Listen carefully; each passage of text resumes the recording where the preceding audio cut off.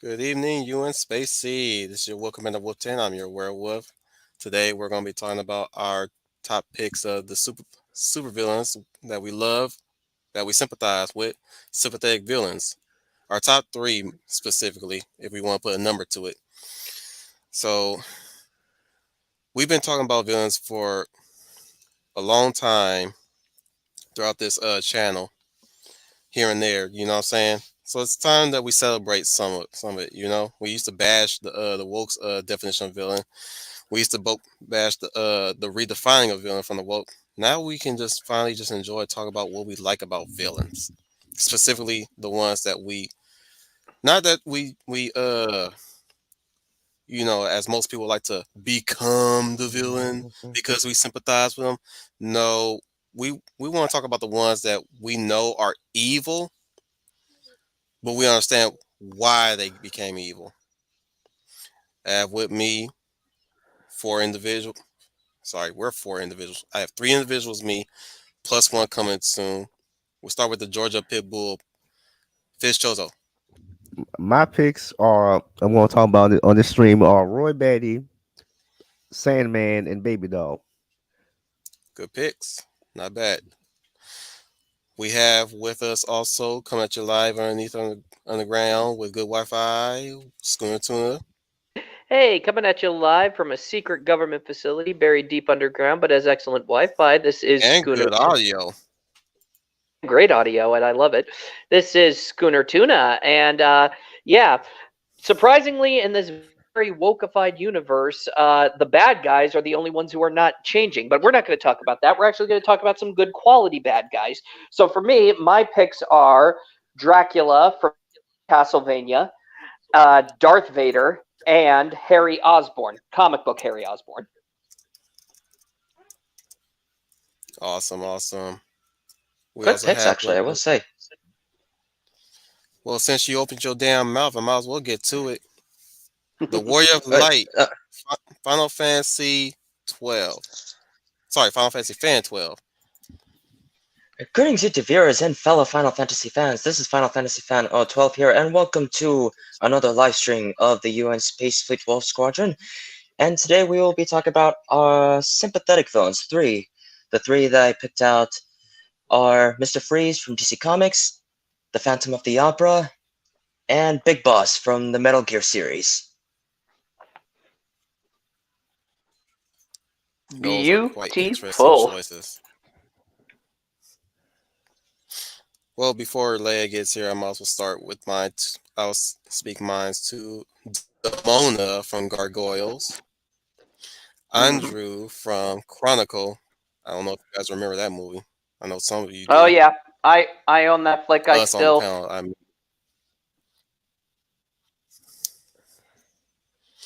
And my last one is. Can y'all remind me what my last one was? Uh-oh. I just forgot. Bucky. Oh, right. Bucky Leia's- Barnes. Winter. Yeah, Leia's boyfriend. So we're gonna go. Yeah, We're gonna Steve go a Rogers little is her bit, dream boyfriend now. well. Let's just say this. She has her love for two men, but she can never seem to pick.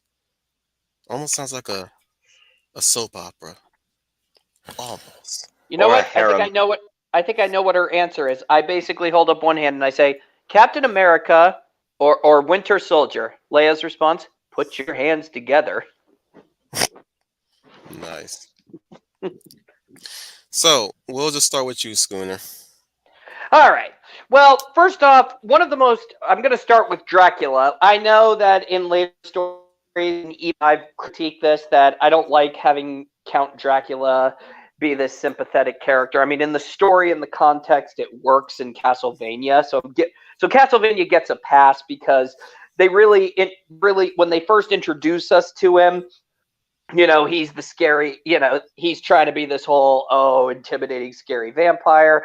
But then Lisa basically breaks through his facade and, you kind of like him a little bit. And then, when his wife is killed and he's angry and pissed off at the world, you say, like, I get it. Okay, I get it. You're mad and you're angry, but don't But I draw the line when he goes waging war on humanity. No I mean, shit.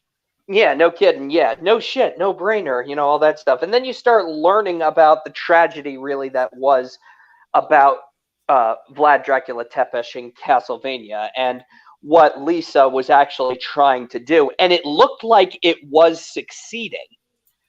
And had they been left alone, you got to wonder what could have been. Not to mention, And later on season 2, we do realize he's trying to commit suicide by killing all the humans since the vampires won't even have food anymore. Yeah. So the first season, okay, so he was good, but then he became evil. But then you see him in season 2, and that angry, hateful man or monster that you saw in season 1, that's not there. I mean, when he's in public, when he's addressing his court, obviously, but when he's alone in his private, when he's alone in that private quarters, he is beaten, he is broken, he is sad. I mean, he just wants his life to end. And I always thought that was actually pretty interesting in Castlevania. I want to hear what your guys' thoughts are. I was about to say something about that with Dracula, basically with his rise to power, basically pretty much on like how he got that name with the immortality, which we know in Lament of Innocence, the actual Castlevania prequel, actually. Mm-hmm. Yeah. Yeah, what was I going to say? Yeah, in the video games, the way how he got and became immortal. But I was talking about more like Netflix's Castlevania specifically. Oh, okay. Because that one decides it takes elements from the game. This is cherry picking done right, in my opinion. But they really did make a sympathetic character out of Dracula, and you feel he kind of already was in the game, kind of. Yeah. Yeah, he kind of already was in the game, but Castlevania, you really see. I mean, when you see how brutalized Lisa was murdered, you're like going, "Oh shit." Even the main hero. I mean, even our quote unquote main hero, Trevor Belmont, when he hears about what happened to Lisa, he just goes, "Ah, shit." He's like, "Damn, yep, I get it. I totally get it." I didn't really hate Count Dracula in that show, but I didn't really sympathize with Meter. I mean, he did when once he started crying after after fighting Alucard. Mm-hmm. But I still didn't really hate or sympathize with him. But he also brings up a solid argument when Alucard first confronts him. He tells him, punish the ones responsible, don't kill innocent people. And Dracula says there are no innocents because he's raising the counter argument. Anybody could have spoken up and come forth and fought for her defense, but nobody did. They let their fear stop them from doing what was right. And he's got a point there. But at the same go ahead. I felt the same way about Mr. Negative in this 2018 Spider-Man game. I didn't really hate it or sympathize with him. Yeah. Well, that was another. Well, that's for another stream. But yeah. Next villain. Yeah. Okay. This guy, I don't care what anybody says. This character wears the crown of tragedy. Darth Vader. Come on, people. We all know this. That guy. We all know the story. This is a guy who basically does not need. Does not need an intro. Think about. Well, before you get into the intro, let me introduce the Leia of Valor real quick. Oh. Hey, Leia. It's the lovely Leia of Valor, Leia plus size. Hey, Scooney. Hey, everyone. I didn't see who else was in there because you have the Darth Vader screen up. We have Fizz, Final, Schooner, and you. Hey, everybody. Good evening to you. Ethan. Good evening. No, Rhett, you're not being blocked. I can see your comments. Relax. Hi, Leia. Oh, you started at 8? I thought you started. Whoop! I thought we started at 9:30. I must have got the time mixed up. No, it was 9:30. Oh, okay. All right. Okay.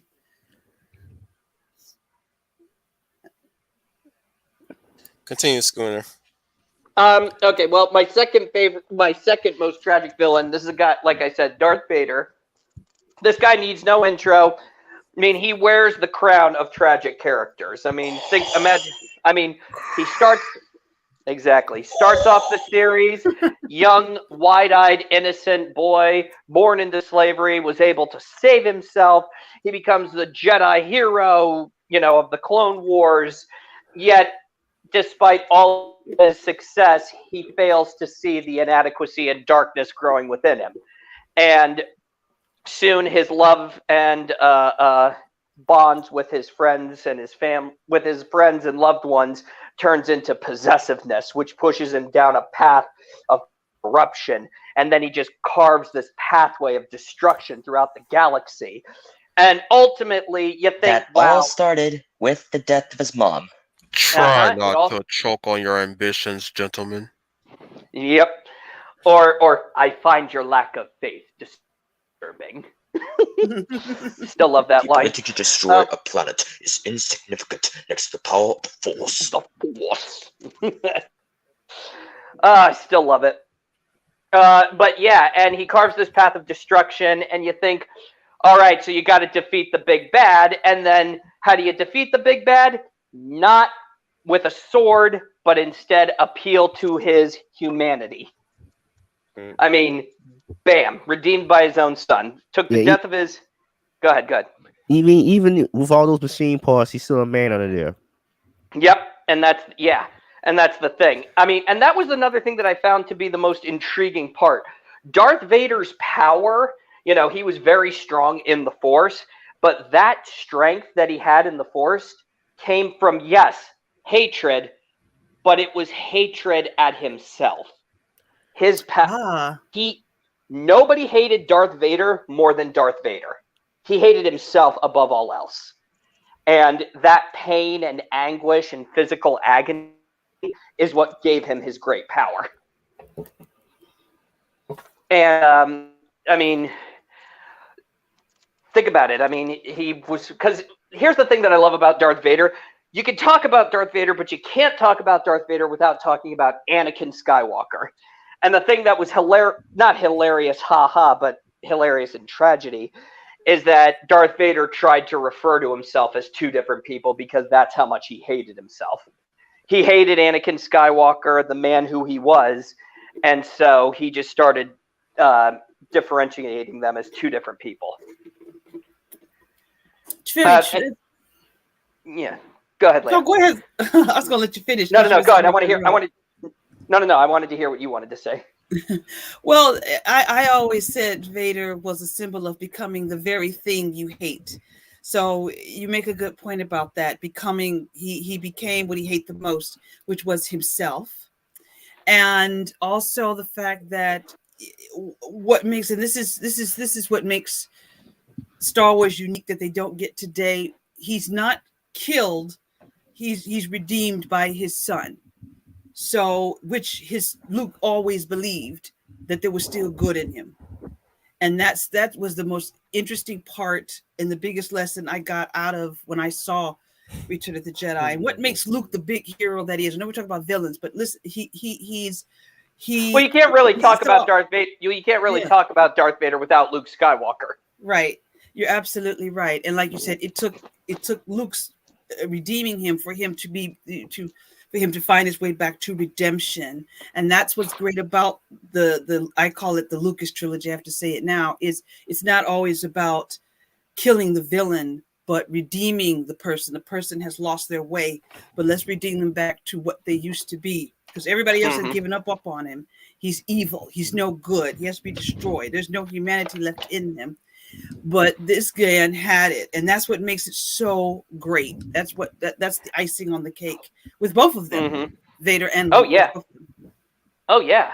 I even agree with what you're saying, Leia. What's interesting is that everybody had essentially given up on him. The only person who didn't was his wife, and unfortunately, she died. But what I love about the story of Luke and how he is connected to Darth Vader is that everybody, Obi-Wan, Yoda, and even the Rebel Alliance are all saying, you're going to have to kill Darth Vader. You have to kill Darth Vader. And he's like, there's got to be another way. Right. And I also think what's interesting, most people don't know, most people either I'm crazy or looking too much into it, or this thought never crossed his mind. Why do you think Darth Vader wants Luke Skywalker so desperately to join the dark side? Because he knows that Luke Skywalker will awaken Anakin within him. I He know that's knows not that obvious. if he, yeah, That's he's not. going to awake, Mhm. and he knows that Darth Vader cannot exist if Luke Skywalker exists. And Darth Vader knows he can maim him, he can hurt him, but he will never could never bring himself to kill him. And that's why the Emperor. Oh, excuse me. Go ahead. Continue. Yeah, Finish your well, thought. and that's what Luke says to him. He says, your thoughts betray you, Father. I feel the good in you, the conflict. Right. Yeah. Let go of your hate. In Return of the Jedi, when he's first when the rebels, when the Empire brings him to Vader on Endor, he surrenders himself. Mm-hmm. And you can already tell that he's conflicted the minute he sees Luke's face, sees Luke's face again. Mm-hmm. But Luke is now a man now. He's not this scared little boy in Empire Strikes Back. He's now a man now. Mm-hmm. And the first thing he says to his father is, come with me. Oh, yeah. And then you got to hear the dialogue. Yeah. Oh, I love it. Yeah. He says, the Emperor has been waiting for you a long time. And the way Luke addresses him, it's like, I'm no longer speaking to you as the scared little boy. I am a man now. So he says to him, right. I know. And he goes, I know, Father. And he goes, so you have accepted the truth. And he goes, I have accepted the truth that you were once Anakin Skywalker, my father. And I love how abruptly he stops and points in a hostile manner, going, that name no longer has any meaning for me. Exactly. And he goes, it is the name of your true self. You have only forgotten. Exactly. And I love that. He goes, yeah, go ahead, Lance. Go ahead. I want to hear it. That is one of the best exchanges in Return of the Jedi. That's why when I was on the Professor Stream, I said, people don't give Return of the Jedi the respect it deserves, because that was the moment I was waiting for, and I was not disappointed at all. That's a very emotional, powerful scene, as you say, especially the dialogue between them. And he says to him, come with me. And then he turns to Luke and says, it's too late for me, son. Mm-hmm. So again, with the words that they're saying, the emotion is already stirring up in him, even though Vader's trying to fight it. I said, now I'm looking at it and watching him, and I'm saying, well, he's become conflicted now. He's been conflicted the whole time, setting up to this meeting. When he tells the Emperor, I sense his presence, the Emperor says, it's funny, I don't. And I hope your thoughts are so, like you said before. That is why it's exactly what Obi-Wan said to Luke, that why Luke and he and Leia were hidden from him. The Emperor knew that he was going to be a threat, and the Emperor knew that he would be weakened if he came in contact with Luke Skywalker, which is why either so desperately he either wanted to kill Luke or say maybe if he could be turned. And I know deep down inside, Vader was hoping that he was not going to be turned. And it's just like you said, this is why he could not bring himself to really kill him. And you could tell when they start to fight, and Luke says to him, and you already brought this out, that I feel the conflict within you. And Vader goes, there's no conflict. No, it's not, because you haven't killed me yet. So exactly. That for all the reasons that you're saying, this is why he's a sympathetic villain and a great villain. And then again, this is the whole point of Return of the Jedi. To me, as like I said, that was the moment that I was waiting for, and it lived up to it. It lived up to it completely the way I was hoping that it was going to go. And so that's exactly what I think really Star Wars is really about. It's really about, yes, the lightsabers and the Force are great, but it was really the story between this father and this son and this redemption, and not just I've got to go and kill the villain. I've got to kill the villain. No, this man used to be good. He still is. It's just we got to try to bring him back around again. Yeah, exactly. And again, when we got to the prequels, which I love so much, because you love watching Anakin, but you know in the back of your mind that something bad's coming, and Yes. and you know that he's gonna fall, and you know he's gonna fall, and you're thinking like, well, there's no way you can So possibly ready to live move on to the up. next villain. Yeah, afterwards, yeah. I wondered if Revenge of the Sith was actually going to be able to deliver that in a satisfactory way, and I was like you with Return of the Jedi, Leia. I was fully satisfied. I was like, yep, and now it comes full circle, Exactly. and it comes full circle. So the next villain on my list of sympathetic villains is Harry Osborn from Spider-Man. Oh, okay. I didn't Because think of him. yeah, he starts off as Peter Parker's best friend, confidant, and through the comic books, you can see where their friendship is slowly starting to deteriorate at some points. Like, Fizz, help me out here. Didn't Harry once have a thing with had feelings for not Gwen Stacy but Mary Jane in the comic books? Yeah, I think he did. I don't know if He's his. dealing with something real quick. Oh, okay. Okay, but yes. You see and what I loved about too, which is probably why I think I like comic book Harry Osborn the most, because there was a strict comic code that they had to follow, so they couldn't. But Stan Lee found a way to circumvent the code because they said you were never allowed to show drugs. But what did he do? He showed drugs, but he showed it in a very negative light. And Harry Osborn has had a very tragic life. He had an overbearing father who set these expectations so high, and then Norman more or less almost never paid any attention to him. Then Harry starts getting involved with illegal drugs, and then Norman finds his humanity to bring him back, and then all of a sudden his father dies. Harry's left a mess, and he becomes the Green Goblin. And Peter has to fight his best friend. I mean, and why I say Harry Osborn is a tragic character is because unlike most of these tragic characters who've achieved a measure of redemption, Harry never got that. He died. I mean, he died and Potter, boy who lived has come to die.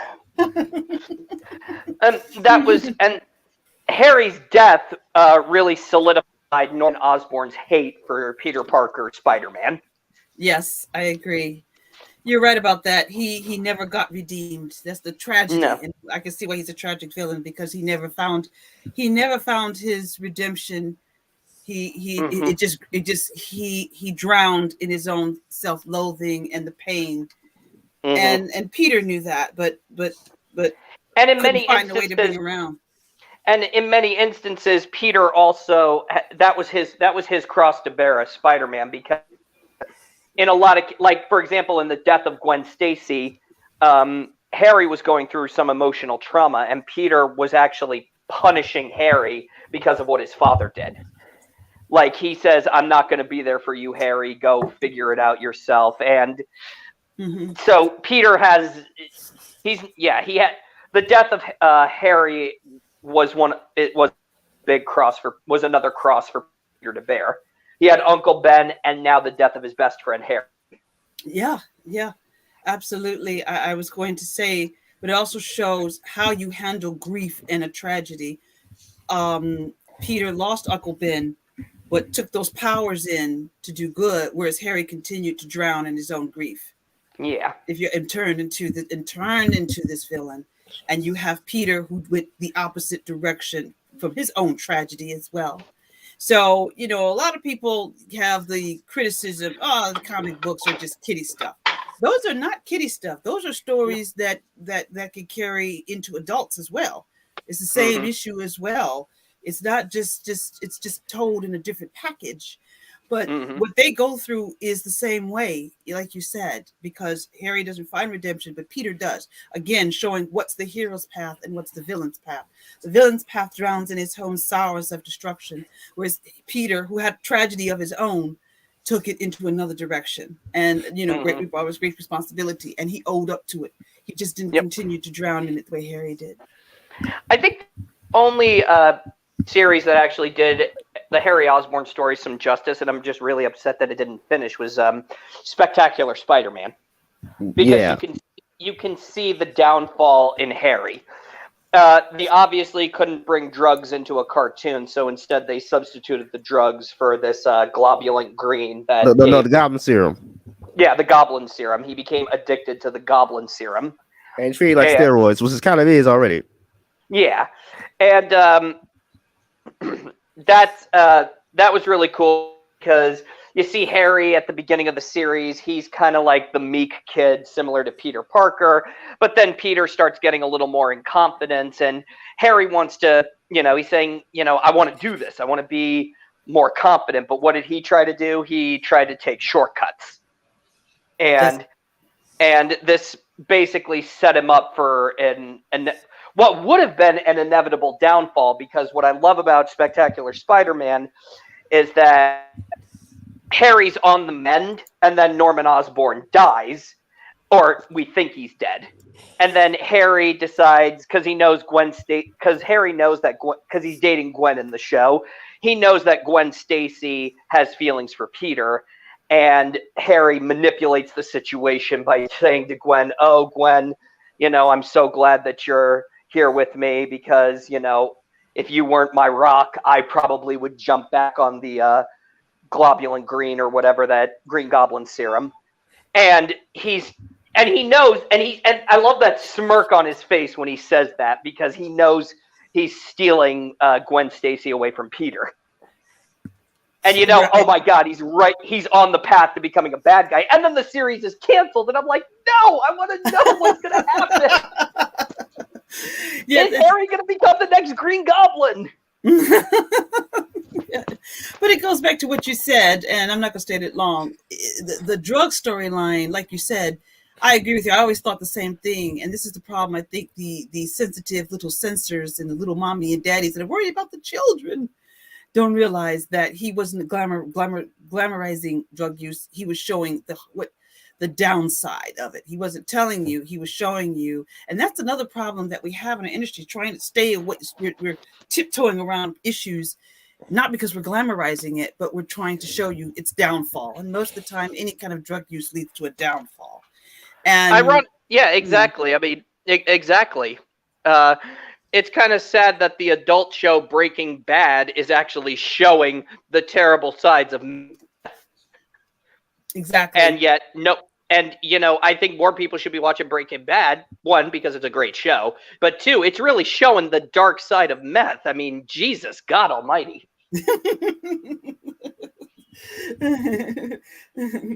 Exactly. And and I agree. And it's also about what you said about, what they substituted for the green stuff. But then again, it has the same desired effect, though. They show the same desired effect. Like, Harry is taking the serum, and of course he's getting he's hallucinating, he's blacking out, he passes. I mean, it's not good. This is damaging him. Oh yes. It's causing more harm than good, but he can't see it because he thinks it's going to make him. He's addicted to the power that it can give him. Exactly. And that's what's killing him. He's addicted to the power and what that gives, because he can't look at himself. He has to hide behind something else in order to be someone. Which Go ahead. And which is what? Oh, I was going to say which Peter does not, in a way. And what I love too is that in the show Spectacular Spider-Man, Norman Osborn subtly enables this too. He's very distant from his son, and he says to him, "Harry, it's very easy. You either do or you don't. And if you want to do, you got to be willing to do whatever it takes." And of course, Harry takes the completely wrong idea of that advice, saying whatever it takes. But then again, Norman will probably do that himself. He is actually. Oh yeah, and yeah, because Norman Osborn is not. I would have said Norman Osborn, but he's not a sympathetic character. He's not. he will use when it comes to his son, yes, but he will even use his son to achieve some dark means. Like for example, yet again, Spectacular Spider-Man, when Peter's trying to discover who the Green Goblin is, and then of course he sees Harry dressed up as the Green Goblin, and he says, "Oh my God!" And Norman Osborn's like saying, "Please, Spider-Man, don't arrest my son. I can get him help." Blah blah blah blah blah. And then a few story arcs later, Peter discovers that Norman has been the Goblin all along, and that he framed his son Harry. We're at the schooner. We're gonna move on to Leia's choices. Yeah. Go, Leia, go. Did you get all three, or those just the two you chose? Those were the three. I got my three. Earlier was Dracula from Castlevania, all the way up to Harry Osborn. Oh, okay. So I missed the Dracula one. I'll do that on the playback because it's very interesting. But you chose the Castlevania Dracula. I'm thinking others, but I'll move on to my characters. The first two on my list are from Batman the Animated Series, and the first one that I chose was Mr. Freeze. And I'm one of Pacific in the animated series, as Wolf had on the image on the that you used for the image for the stream. The thumbnail. For the thumbnail. His story is indeed very tragic because he started off as a scientist that wanted to do good, and that good came out of this disease that his wife had. So out of the good and wanting to help her, he started off really as a good man. He wanted to use science and his skills not only to cure this disease that she had, but maybe hopefully help other people. And we see, and like you said, his motives were very pure. It was love. He wanted to save his wife. Yes, it was out of love that he was doing this. And sadly, what turned him into this was the greed and corruption of other businessmen that did it, as we see and my reaction to him is the way Batman's reaction was to him. When Batman puts in that tape of what happened in that lab, I think Batman responds, or there's a sympathy that Batman develops when he sees what went wrong, and that I felt sorry for him too, because he was destroyed by these greedy men who said, "Hey, you're using all my money for this silly experiment that's not making me rich." So that shows you a bit about what. And he goes, exactly. He goes, "This is all technically my property. Shut this whole thing off." And he's like going, "No, you can't. It's a very delicate process. My wife is in there." And he says, "Get her out." "No, we can't. I won't let you do that." And then, of course, they destroy the whole lab with him inside. And the good man, just like Darth Vader, interesting enough, that was a great segue. The good man that was Mr. Freeze is gone, and he becomes the man that you see now, pale, cold, emotionless, except for the love of his wife. And a literal cold man. Mm-hmm. Well, it's very. Failed you. I wish there was another way for me to say it. I cannot. I can only beg your forgiveness and pray you hear me somehow, someplace where a warm hand waits for me. Exactly. That's his tragedy. What were you going to say, Scooney? Well, it's poetic because the title is called Heart of Ice. Mm-hmm. And it was beautiful the way it opens up, and the opening monologue of it is fantastic. It goes, hang on. "This is how I'll always remember you, surrounded by winter, forever young, forever beautiful. Rest well, my love. The monster who took you from me will learn that revenge is a dish best served cold." And that is beautiful how it opens up that whole scene, because right then and there, kick some ice. Lord, no. But the Iceman cometh. Now that's what I think about Schwarzenegger, Mr. Freeze. Everything I think about. What killed the dinosaurs? The Ice Age. But even but that's again. This is and finally, a tribute to. I will pull out Batman's heart and let it freeze in my hand. First the bat and the bird, and then Gotham. Well, And that was the thing. Yes, I agree, Child of the Flower. The best thing about Batman the Animated Series is that because of that storyline, it became Mr. Freeze's new canonical story. And I love that. In that opening monologue alone, you have hit all the five senses, and you feel for Mr. Freeze. You see, like, you already got means, motive, and why he's doing what he does. And the reason why Batman sympathizes with him is that, and this is what I loved about Batman the Animated Series, is that he can connect on some level with all of his villains in that instance, because he could have became any one of them. And Mr. Freeze is exactly like Batman, except like you said earlier, Leia, he just went down a darker path. And I love that bit.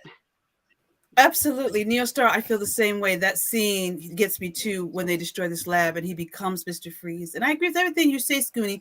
The thing is about what you said about Batman. Batman feels for him. Batman has empathy for him. Batman doesn't hate him. He has empathy for him. I love the closing of this episode when he's staring at Nora and the camera pans to Batman watching from a talk of Arkham Asylum, because he knows that's where he belongs. Not out of hatred, but out of he needs help. He needs to have help. But I have an empathy for, because I felt the same way for him the way Batman did. That's the brilliance of Batman the Animated Series. Again, that is what's missing from Batman in theatrical live action films. They only see him as this dark, gothic, crazy creature. But this man has empathy, and heroes always have empathy. It's not always about going out and busting up the villain. Hi there, Freeze. Except for Batman. Joker. Yeah. For Joker, that's a totally different relationship. But and exactly what you're saying, just to build off what you're saying, Leia, 100% correct, because another thing in that episode, we see the compassion of Batman is that one of Mr. Freeze's own henchmen gets caught in the crossfire, and Mr. Freeze says, leave him. He should have been more careful. But what does Batman do? He takes him back to the Batcave. Oh, bug boy. He takes the henchman back to the Batcave and actually tries to save him. Yes, that's what I like about it. But also, do you guys, I can't remember the title of the episode, but it was later on in the season. Do you guys remember the last time Mr. Freeze storyline was wrapped up? Batman Sub-Zero, the movie? No, Batman Beyond. It was in Batman Beyond? Yeah, Batman Beyond.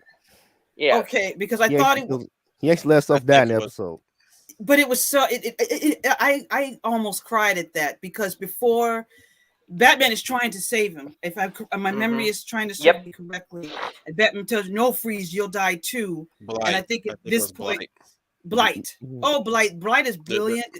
The name of it basically introduces the Blight. Right. Thank you for that. I couldn't remember the title, but the episode almost had me in tears because it was so beautiful. It's tragic, but beautifully how it was written, because his last words before he died. I'm afraid my condition has left me cold to your pleas of mercy. Exactly. But Batman is, I think he's destroying the lab or whatever, and Batman is trying to save him, say, no, Freeze, you'll die too. You have to come out.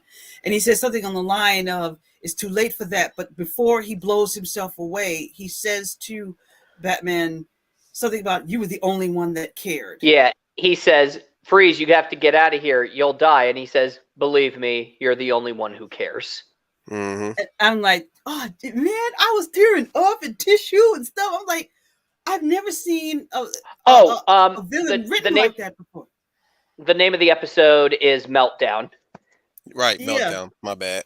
Meltdown. Blight was the one where he went batshit. Yeah.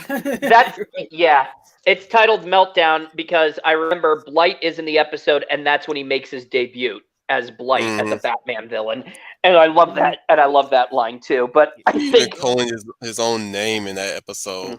I know. Yeah. I know, because you already got powers in the first episode.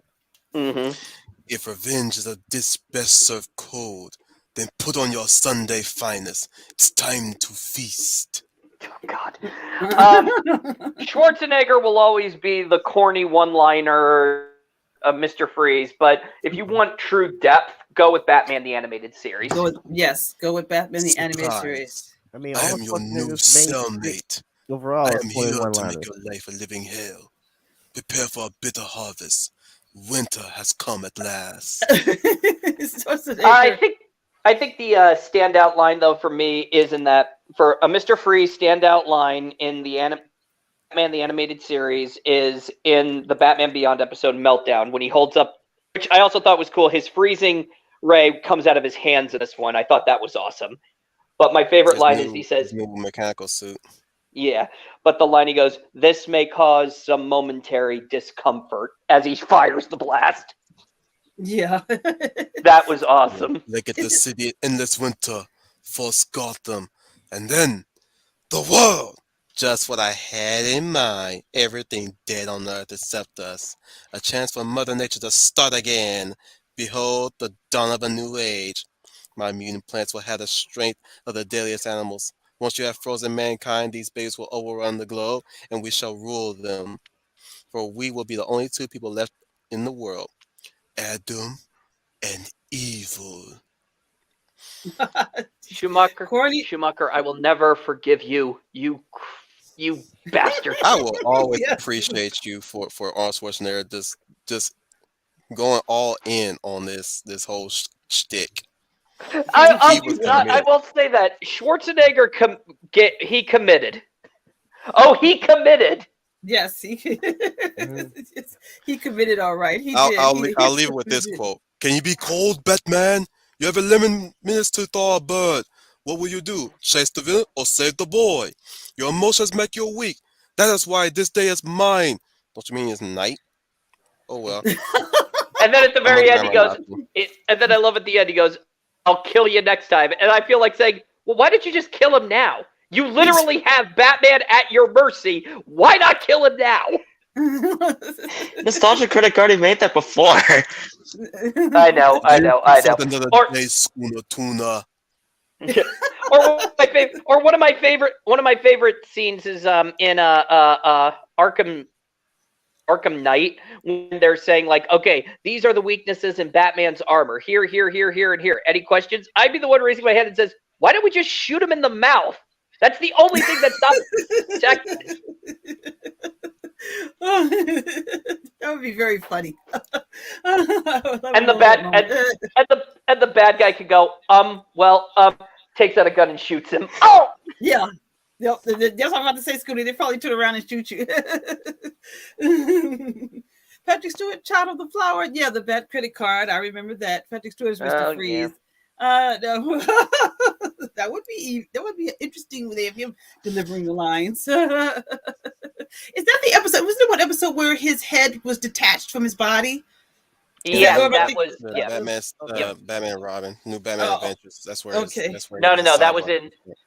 in the new Batman Adventures. That was actually I did not like that Mr. Freeze because they totally deviated from Batman the Animated Series, which is why I'm glad Batman Beyond put him back on track.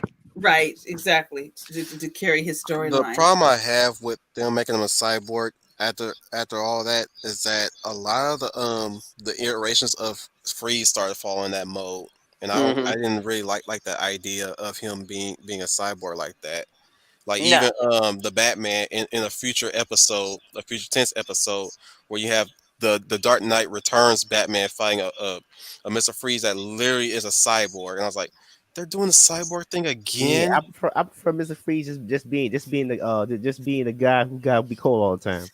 Yeah, I mean, even Arnold, yes, even as much as I hated Arnold Schwarzenegger's iteration of Mr. Freeze, I thought his suit was amazing. I mean, I'll always love Batman the Animated Series, Mr. Freeze's suit the best. Okay, we're gonna move on yeah. to Leia's next pick. Oh yeah. My next pick is also from Batman the Animated Series, and that is Harvey Dent, aka Two-Face. And again, I loved how the animated series told his story. I love the animation. They got the disfigured it so perfect in the comic. That was just dead on. I was wondering, now they're gonna get that right, and they got it right. They got it right. I thought that was just Harry's face is horrifying. Yes, half his face was supposed to be horrifying, and that worked beautifully. But the tragedy I'll admit that when they revealed that face, I was freaking horrified. Yeah, Yeah, that's it is. You don't want to look at it, but you get upset. And when you see just how horribly, god awfully disfigured he is. When I saw that too, I'm like, holy crap. Good. I would scream too if I saw that on the side of my face. Imagine what they did Well, your in the brain if case you of saw his it. girlfriend, she fainted. Yeah, I Yep. don't blame her. I don't Which blame her. also, it's kind of upsetting. We never got to see. That's like one of the few iterations we actually get to see the girlfriend. I mean, yeah, in the Dark Knight Two-Face, we kind of got to see, but she was dead already before she saw him as Two-Face. Yeah, I agree with you. She did not see what he had become. The reason he's on my list because again, we have someone who's a good man. He was a good man, but he had would be considered a mental issue. He had the multiple personalities, and I'm saying Big Bad Harv. Yeah, big bad. One man is born a hero, his brother is a coward. Babies starve, politicians grow fat, holy men are martyred, and junkies grow legion. Why? Luck. Blind, stupid, simple, doodah, clueless luck. Oh, don't bring up Tommy Lee Jones. Look, Tommy Lee Jones. Look, I'm going to say this. Tommy Lee Jones looks like he was having a great time. Okay. Of course, he was nothing like Two-Face supposed to be, but if you want my honest opinion, the biggest missed opportunity, and in some parallel universe, that perfect universe, I would have loved to have seen what Billy D. Williams would have done with that character. Well, technically there kind of is, but if you see them, the fanscription. I did see the fanscription. I'll link the fanscription to anybody who wants to see it because that's the closest we're ever going to get. You're ruining my big party. Are you insane? Just waiting for you to deliver the Batman, dear boy. Patience, Buford, can't pronounce that word. Patience is hell. We want him dead. Well, Beautification, in on the caper. We could have organized this, planned it, pre-sold the movie rights. Ha! Your interest was good. His was better. The difference, and he had showmanship. And he had a girlfriend for each personality. One, Sugar and Spice, and I remember it. And Sugar being played by Drew Barrymore, a very stunning Drew Barrymore. When my nephew was a little boy, when he saw it, and he told me she was the most beautiful thing he had ever seen. He said right there, he thought she was. He said, "She's beautiful." And that's one reason he loved the film. He just adored Drew Barrymore. The woman in blonde in the white dress. Yes, that is Drew Barrymore. My nephew. I did not think that was Drew Barrymore. Holy cow! That's so good. The other girl, shoot, let me look her up real quick. She was Spice. I forgot her name. Spice. Her name is Debbie Mazur. Yeah. She is from some other 90s movies too. I'm looking up her bio right now. I love how Drew Barrymore reacted to Bruce Wayne. She was a bad girl in Beethoven's Second. Oh, yes, that's right. Yeah. I knew I recognized that face. I love how the Foo fight. I love how Sugar was Drew Barrymore's character reacted when she saw Bruce Wayne. Oh my gosh, yes. She was oh, Eddie, he was so cute. How come you don't look good in that outfit? Yeah. And he goes, shut up! You're here to work. Shut up! You're here to work. And then when she meets Bruce Wayne, have some respect. Fear. That's how we show some respect. Show them how we do things. We should be fair, though. This is a place of justice, after all. Screw justice. Kill her, and they will all fear us. Bring out the defendants. And that's I agree also with Dogo Halabar right here. Telltale Batman's Two-Face was actually very good. Right. I want to say this. It's unfortunate we never got to see a lot of Two-Face in Dark Knight. I think he stayed just. He's like one of those. He's the guest who comes late and leaves early, and we miss him. But they made it. That's how much of an impact he made. Right. Like Two-Face just died in Dark Knight. Like I didn't get to see much of him. It was unfortunate, but the character had kind of. First off, I don't think that character could have held a whole movie. I agree in the way he was written in the film. Yeah. Whoa. She was in Malcolm He X came. too. Say what? Interesting. I'm talking about Spice. She was in Malcolm X. Huh. He's still Spice. Didn't know that. Goodfellas. She was Sandy in Goodfellas. Lil Man Tate. Singles. Toys. Oh, she was LL Cool J's girlfriend in Toys. I remember her now. We're talking about the Mhm. Robin Williams movie, Toys, right? Yes, the one with Robin Yes. Williams Okay. and LL Cool J I was a thought so. soldier in that The one. one I that was. wrote down the secret about his upbringing late into the movie, which caused him to switch sides. Yep. Mhm. Yeah. You know what? I don't care what it. Toys was quite an intriguing film, and it's one of those unique movies with Robin Williams. I will Kind of like definitely talk about that movie sometime in the future because that's one unrated movie that doesn't get talked about. Well, and the reason why I'm bringing up Robin Williams is because early when Tim Burton was still on board, he was thinking about casting Robin Williams as Riddler. Yeah, that would have been brilliant. Yeah, could be that's what he was interesting. thinking about. He I, wanted I, Robin I Williams like as Jim Riddler. Carrey in the role though. Well, of course, because Jim Carrey at the time of the '90s was like, come on, Everywhere. he was everywhere. Yeah, he was everywhere. And well, compared to what we're getting now, I appreciate his Riddler more because that is more of the Riddler than what we're getting in. Again, not picking on anyone who's seen the movie The Batman. You're not getting picked on, but Jim Carrey actually was more of the Riddler than I don't know what that was in the Batman. This No, thing. I'll tell you exactly. I'll tell you exactly who he was. Okay, he was a combination of John Doe from Seven and the Zodiac Killer. We're not gonna explore that. Let's Exactly. keep talking about Two-Face. Yeah, Two-Face. Well, the anime again. This is the brilliance of the writing of the animated series because the tragedy of Two-Face is that I told myself as I watched this, if only he got help for his mental disorder. That's what was his problem. When Big Bad Harvey didn't show up, he was a good man. He was a friend of Bruce Wayne. He had a fiance who loved him. And The thing is, he had And- that horror under control, at least partially, until the mafia dude showed up. yeah, Well, yeah, and not only that, it was an election season too. All of this on stress was causing Big Bad Harv to come out, yes, and he could. And Or maybe the here's big bad Harv just came out due to the acid on the face, depending on the telling. No, the Batman animated series was Big Bad Horror was already there. Big Oh, Bad yeah, Harv was I know. always there because it. Oh, what I loved about the ironic, the Two-Face two-parter, it opened up with Harvey and in a room all by himself, and then coin flipping, and I love Big Bad Harv is going Harvey. yeah. And he's That's saying, "It's time, Harvey. Call it heads or tails." Call it heads or tails. I love that he decides fate by the use of a coin. He cannot Mhm. decide or make a decision without the use of a coin. That's very fascinating with this character as well. You know, Well, I don't want there to what's be any all- hard feelings between us, Harvey. When you and Rachel were being abducted, I was sitting in Gordon's cage. Now I didn't rig those charges. You're a man, your plan. Do I really look like a guy with a plan? You know what I am? I'm a dog chasing cars. I wouldn't know what to do with one if I caught it. You know, I just do things.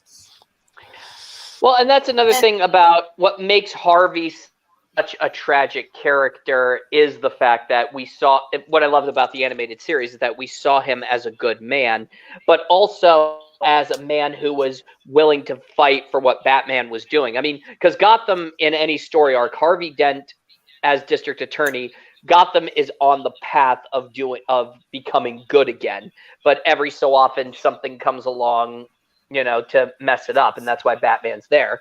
But Harvey Dent is really the loss of an ally to Batman.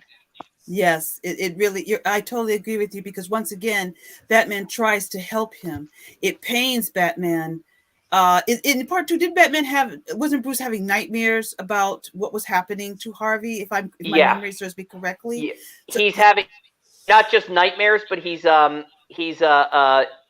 it's taking him back to his failure with Harvey is drudging up the death of his parents. That's how serious he takes this. It's like the loss of Harvey is like the loss of his parents all over again.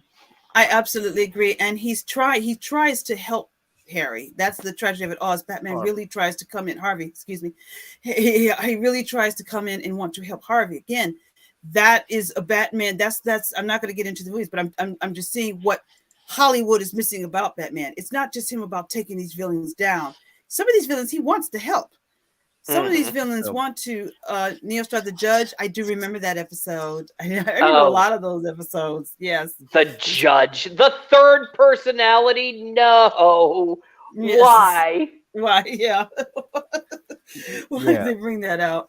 And that's the tragedy of it. Is again Batman's empathy. I remember that. Yep, I do remember that. Harvey. That shit scared the crap out of me as a kid. I could see, but it took and once again, you notice with these villains, they become villains by something somebody else has done to them. They're wronged by someone else. Mr. Freeze. Well, I think also.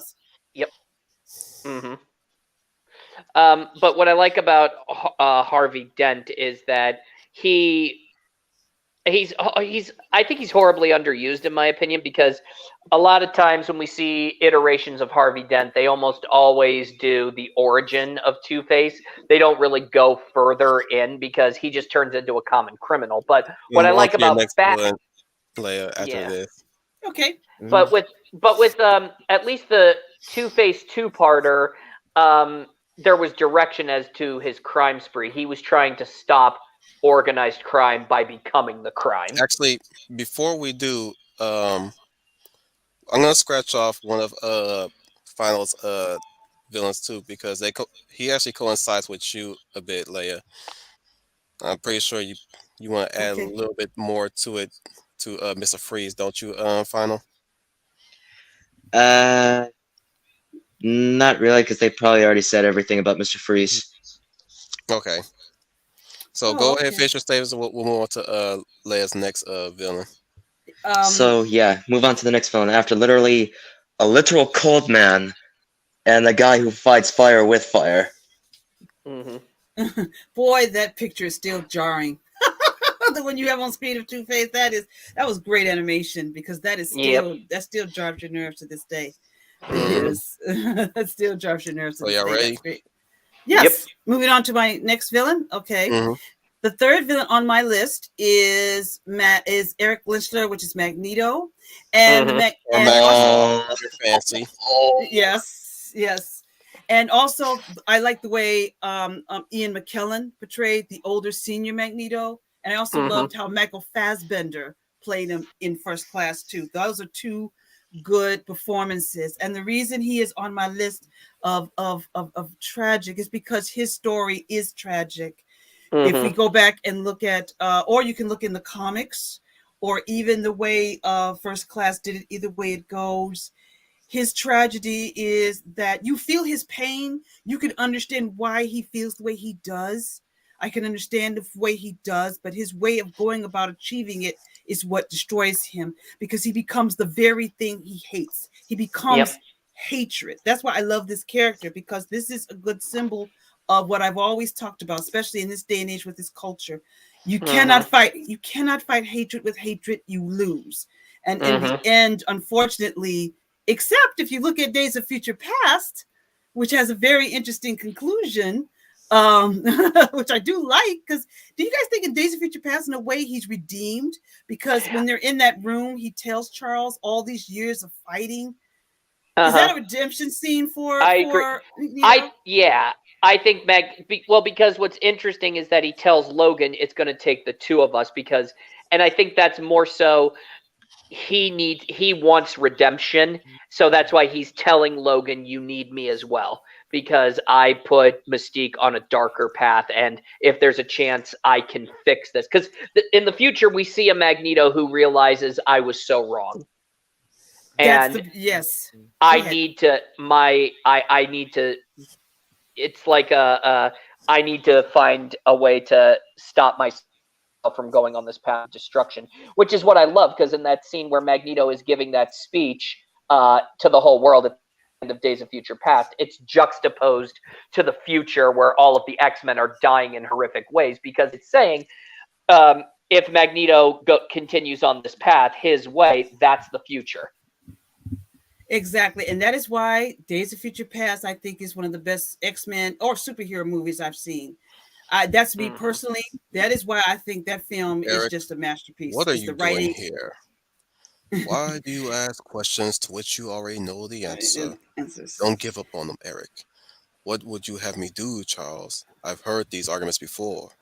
It was a long time ago. Mankind has evolved since then. Yes, into us. You're sneaking around in here, Charles. What are you looking for? I'm looking for hope. I will bring you hope, old friend. And I'll ask one thing in return. Don't get in my way. We're the future, Charles. Not them. They no longer matter. I love that exchange between them. That is great, right? I love that chase. I love when he says, "You're sneaking around in here. What are you looking for?" And he knows. But see, that's again, guys. Again, all these, you go back to Darth Vader, the connection is still there because you got Professor X, who believes from the start, go back to Days of Future Past, who believes you are a good man, Eric. You're a good man. He keeps believing, that Eric is good. He tries to believe in that. Of course, in Future Past, it gets destroyed when he sees Eric going down, sealing his fate. And that fate was revenge, and that was killing Sebastian Shaw. And when you hear that scream coming from Professor Charles, when he's doing that, that to me is just, because that's not, revenge is not the path that, but we got to realize, we also know the emotional weight Professor X takes on, because we know he can feel those emotions and get inside his head. Yeah. I agree with you, Leigh. It's like also symbolic that when you were saying you cannot fight hatred with more hatred, because what does that hatred do? It hurts the people you love. And what does he do when he kills Shaw? He hurts Charles. He hurts Charles, and he hurts Charles in I love the look on his face when the bullet hits Charles, and that horror. Homo sapiens and your guns. That's enough, Eric. Let them go. Why not come out where I can see you, Charles? Well, hang on. Before we jump to that, just like what you were saying, but that look of utter shock on Eric's face when he redirects that when the bullet hits Charles, he is utterly devastated. And what does he do? He immediately gets angry at Moira, saying it's her fault. But what does Charles do? He says to her, "No, Eric, you did this." Yeah, and that's when he stops, because in his mind, because he knows. That's the thing that makes him a tragic character. People call him an anti-hero. I call Magneto anti-villain. I feel the same way. He has redeemable qualities, but it's those villainous tendencies that destroys those heroic qualities. He can be a good man, but like you said, Leia, he holds himself back. Yes. Because his hatred, he can't let go of that hatred. Yeah. You are so dead on. And that is why he's on my list. And I've enjoyed the both iterations of him. The younger version we get with Michael Fassbender, who does it beautifully. I mean, Michael Fassbender, to me, just knocked that sucker out the park in all three of those movies, his portrayal of him. But you see the tragedy. And when he and you see it in the film when he talks about what he did to That's what happens when Jim Lee cockblocks Claremont. Yeah. Yep. What he does to Mystique. Because he said he put her down a dark path. And he's right. He did. He took her into a dark path. That was his doing. And it's exactly as you said, Scooney. This what makes him he's tragic. He's not really anti, he's tragic because again, he can has the capacity for good. Charles tells him that. Charles is to him what Luke Skywalker was to Darth Vader. And we know this when we see that brilliant scene in Future Past when he digs into his memory to get him to turn to get it to use his powers. All those two great scenes. The first one where he turns the satellite dish towards him and he goes into that memory. That is a great scene. Yeah, when he tells, well, and that's the thing that's great is that he finally, unknowingly he gives Eric. He completes Eric. He finally completes Magneto because he says you have to balance between rage and serenity, and you will be powerful. And you're right. And he does. He gives, and the way Fassbender did that scene, it was amazing because, I don't know about you, Leia. When I see that scene, it's just I'm smiling too when I see that scene. I am too. I am. That took me. It took me out of the movie, but meaning that the emotion was really welling up. So I hate to get off topic and say, but that's why I get mad to high heaven when people sometimes criticize superhero movies, because I'm like, I really felt that emotion right there when he goes inside his head and unlocks that memory of his mother. That is still the birthday party. No. It wasn't a birthday. It was Hanukkah. Yeah, because he was Jewish. Right. And that memory gives him his power, but in a good way. And this is what Professor X was trying to show him. And I felt that. You really, really feel that in that moment. And then he smiles at it. It's not a sinister smile. It's a smile. And then later, when he raises that submarine out the water, I don't know about you guys. The theater I was in was cheering. There was a lot of cheers at that scene when he raises the submarine. You have to let go, Eric. Yeah. And he raises it out of the water. But sadly, it all goes downward when he kills Sebastian Shaw. And at the end of the movie, you see him become what he became. Kind of like Darth Vader. I agree with everything you said, but you killed my mother.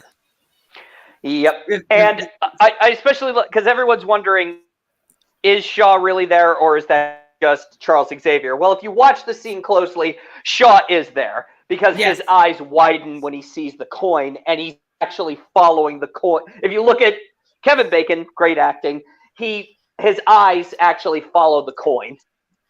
Yeah. As it's going into his head. Yeah. But yeah, again, what We're makes moving on to Fizz's villains pretty soon. Okay, he can finish up, and then we'll move on to Fizz's villain of my list. Go ahead, Scooney. Yeah. But again, like I said about Magneto, what makes him a anti-villain, again, he has redeemable qualities, but it's ultimately his anger and his hatred for humans and the belief that there is going to be another Holocaust that he says, I'm not going to sit idly by. I have to do something. And he doesn't realize. And that is exactly one of the reasons he's actually one of my favorite Marvel villains, aside from Dr. Doom. Yeah, and he doesn't realize that his actions are too extreme. Like you said about Days of Future Past, they say we have to stop Mystique because if they get her, they're going to get her DNA, and we have to stop her from getting captured. Magneto's solution is, the solution's simple. We kill Mystique. Boom. Like when he pulls that gun, you're like, oh shit. That's what I thought. What are you doing? Securing our future. Yeah. I'm sorry, Mystique, but as long as you are, he says, but as long as you are alive, you will always be a threat. And I'm just like, holy shit. And she is shocked. Look at the look in her eyes. How could you do this? I gave this to Yoshin to you. How could you do this to me? Can I say something really quick before we move on? Really, really fast. I just want to say that's why I'm so disappointed in WandaVision, and it was too bad they couldn't connect the two, because in WandaVision, when you see the episode where the town, she's holding that town hostage, and she comes out of that bubble, and she's standing there with the FBI, whatever they were at her. It kind of took me back to the first X-Men film, and the guns and the weapons are there, and she's there. And I said, God, I wish they did lock these two together, because they both had tragedies. There's no Magneto in MCU. Yeah, but that's sad. That's really that's a missed opportunity, in my opinion, because that would have been the X-Men and Agent Shield anyways with the Inhumans. Yeah, but it's too bad they couldn't get them connected at that time. But then again, their little time travel thing kind of separated them from the MCU. So I guess they opened that door up now. And now they're introducing the multiverse, and they've just completely, and it has been, everything went sideways no Marvel so fast. movies at all. No, much less the Marvel show. Yeah, because her reaction is similar to him, and see, you could have connected as like daughter, like father, like daughter, because she is doing something Oh, similar hey, when William. See ya. she puts when you say um Well, of course we're we don't nice. have to Well, be Ishii. well, and the reason being is because a lot of people say that Charles is like very like super naive and stuff. No, he's hopeful. Oh, He no. believes. Ishii has a different opinion about Charles, but I'm not going to get into that. But you're right, Scooney. He's hopeful, and I think people forgot hope is a powerful thing, and that's what makes a And I hero think he's forward. Ishii is mostly I mean, criticizing the only how way he handled how in the your in future hopefulness becomes. Oh, iterations. sorry, Wolf. Mm-hmm. No, I was saying Ishii was criticizing how writers have treated him over the years, Yeah. over time. Like, yeah, back in the days, he was like that benevolent um, caretaker or teacher. Mm-hmm. Yoda And The like. these days, mentor. The Yeah, the mentor. mentor. even like right mid 2000s to later iterations, they were just really making them the worst. They were really. I agree with that. They started screwing Oh, with them, and that and seems to be And their and the, thing. and the, and the and the double digits made it even worse. They started. he fell from grace in the Ultimate Universe. I hated that they did that. Oh, yeah. Yeah. Everything that universe is bad. Except, yeah. So hmm I do like to say one thing, and to build off on like saying that Charles is naive. Okay, And the I'll only close this thing. with the quotes. Go ahead, Anyway, Final. Very fun. anyway, the only way that you think their hopefulness becomes naivety is if you make your optimism become stupidity. That's exactly what that is. Don't let naivety become stupidity. Yeah. Exactly. And I'm probably also a little biased because Charles Xavier is my favorite of the X-Men. I like him too. I do. I like him too. He's the Yoda figure. He's the fatherly. He's more than just. He's a fatherly figure to his X-Men because a lot of them didn't have fathers. And he is this father figure to him. He is the hope that brings in there. So for some reason in the double digits, they started taking all these aspirational heroes and destroying them. And I said, why? Why are they doing that? First of all, I think some of those writers, their heads are screwed up. Again, it goes back. Especially Bendis. Yes. Can I just say this? Most of the writers who are tearing down aspirational heroes probably grew up without father figures. That's what I'm thinking too, Scooney. No shit. What do you think? How? Or probably they just resented their father in the past. Yes. They're turning their heroes into villains because they themselves see themselves as villains and No structure they, whatsoever. But let me child of the flower. I'm going to answer your question right here. I'm going to say that actually Cyclops got beaten over the coals. I'm agreeing to that. That was my answer too. Ooh, he got shafted. He got shafted bad. He got treated like Will Smith. So much so he even cheats on his own girlfriend with Emma Frost, another villain, which they apparently think of as a hero for whatever freaking reason. What fucking villainous is. First Goblin Queen, then the White. He seemed to be very addicted to queenship. Can I also say this? What, does Cyclops have a mommy kink or something? No. I think what's funny is that he has he can just attract telepaths, all sorts of telepaths like Cyclops, Callisto, Emma Frost, Jean Grey. Callisto's a telepath? She is somewhat of a telepath. Yeah. What you gonna say, Fizz? Also, Cyclops screwing Wolverine now in the current comics. Well, that's. Oh yeah, I hate that. They just simply switch to the fucking Cyclops Wolverine rivalry is to have them both bang. Bitch, this ain't no Edward and Jacob shit. No. Can I also say this too? Man. Yes. It kills me because they just completely switched the personalities of Wolverine and Cyclops in the later comics. Suddenly now Cyclops is more like Wolverine and Wolverine is more like Cyclops. And that sucks. That's stupid and sucks by writers, again, with daddy, mommy issues that don't know what a hero is and decided again, all right, they believe no such person. And we're going to move on to Fizz's villains. All right. Does it ever wake you in the middle of the night, the feeling that one day they will pass that foolish law or one just like it and come for you and your children? It does indeed. It does indeed. Yeah. What do you do when you wake up to that? I feel a great swell of pity for the poor soul who comes to that school Looking for trouble? Why do you come here, Charles? Why do you ask questions in which you already know the answers to? Ah, yes, your continuing search for hope.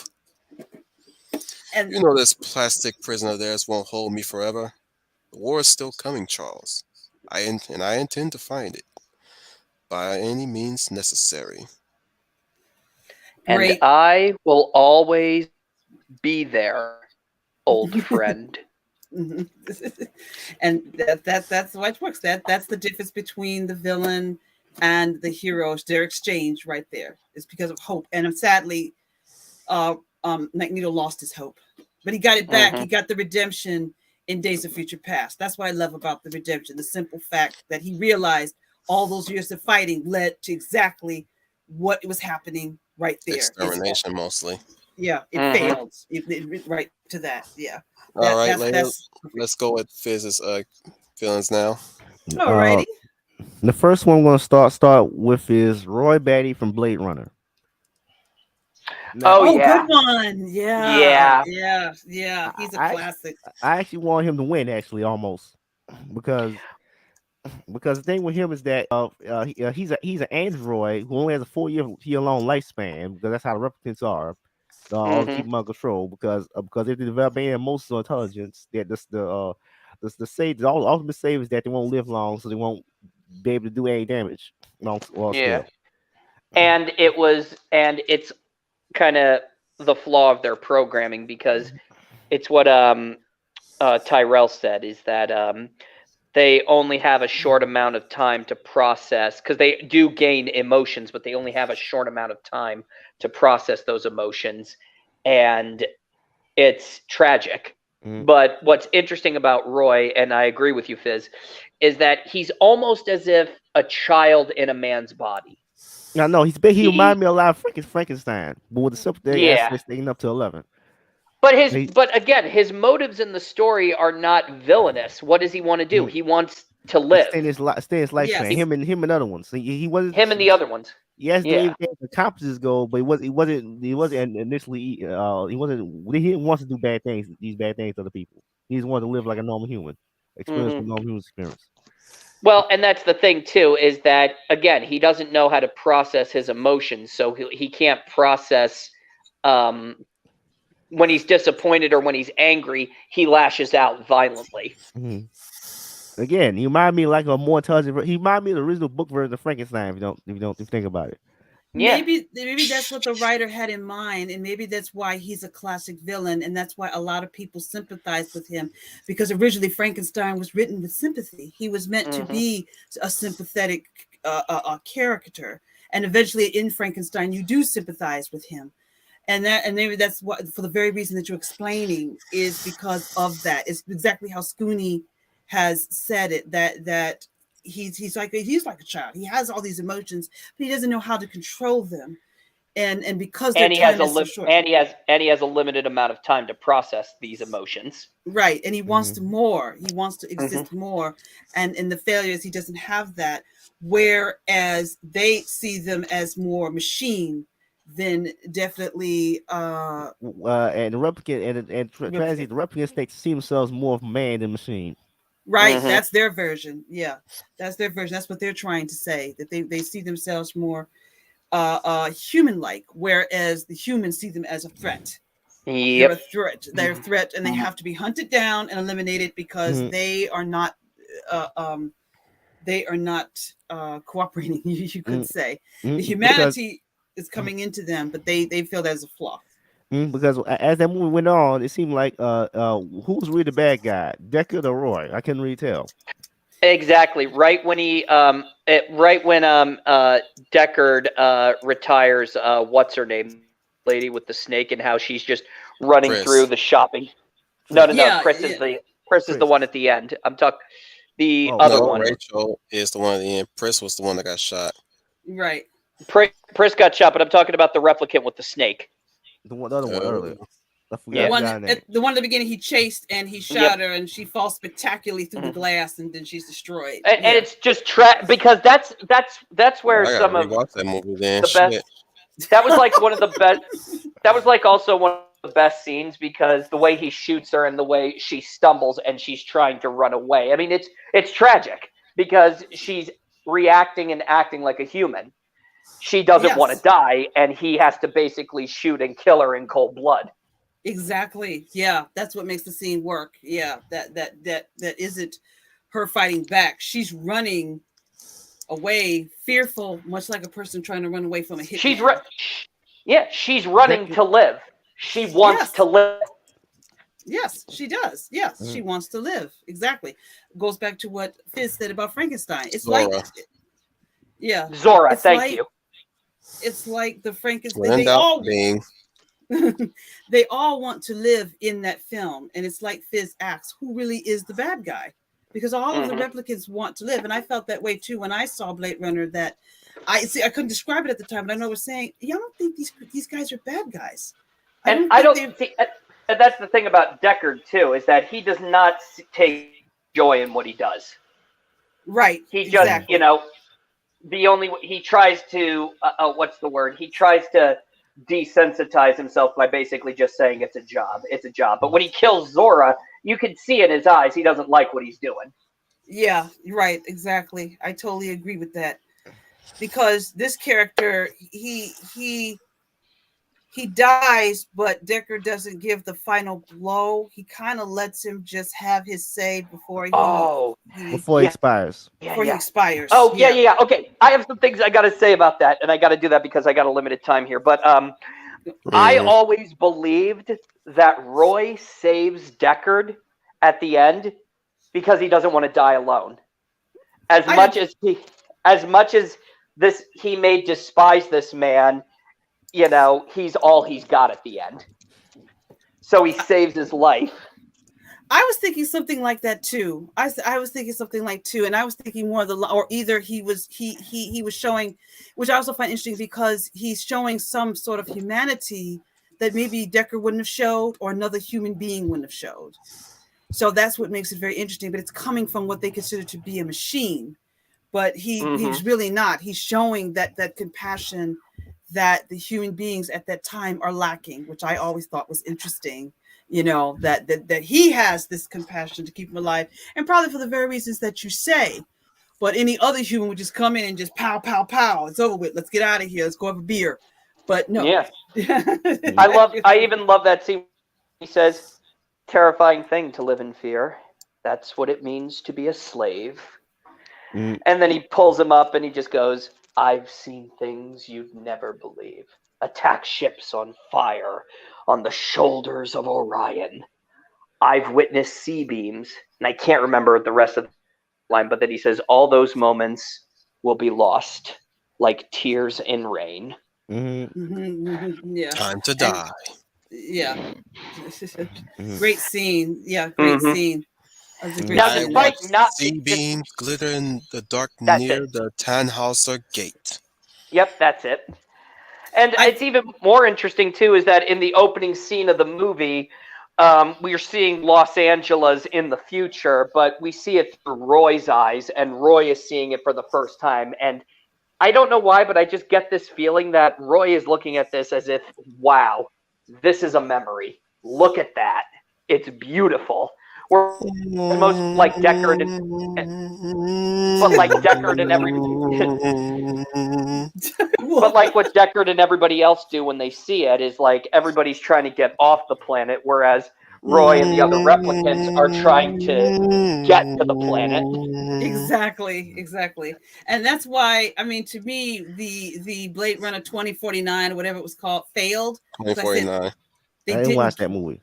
I own it on Blu-ray because I'm not going to be freaking pulling my damn hair out on which version I should get that most fans recommend. Well, that's the only thing I've heard in the original movie for me to own it. Okay, so which one do you recommend? Oh, it's the one where it spells out. Oh, it's the one that motherfucker, fuck you.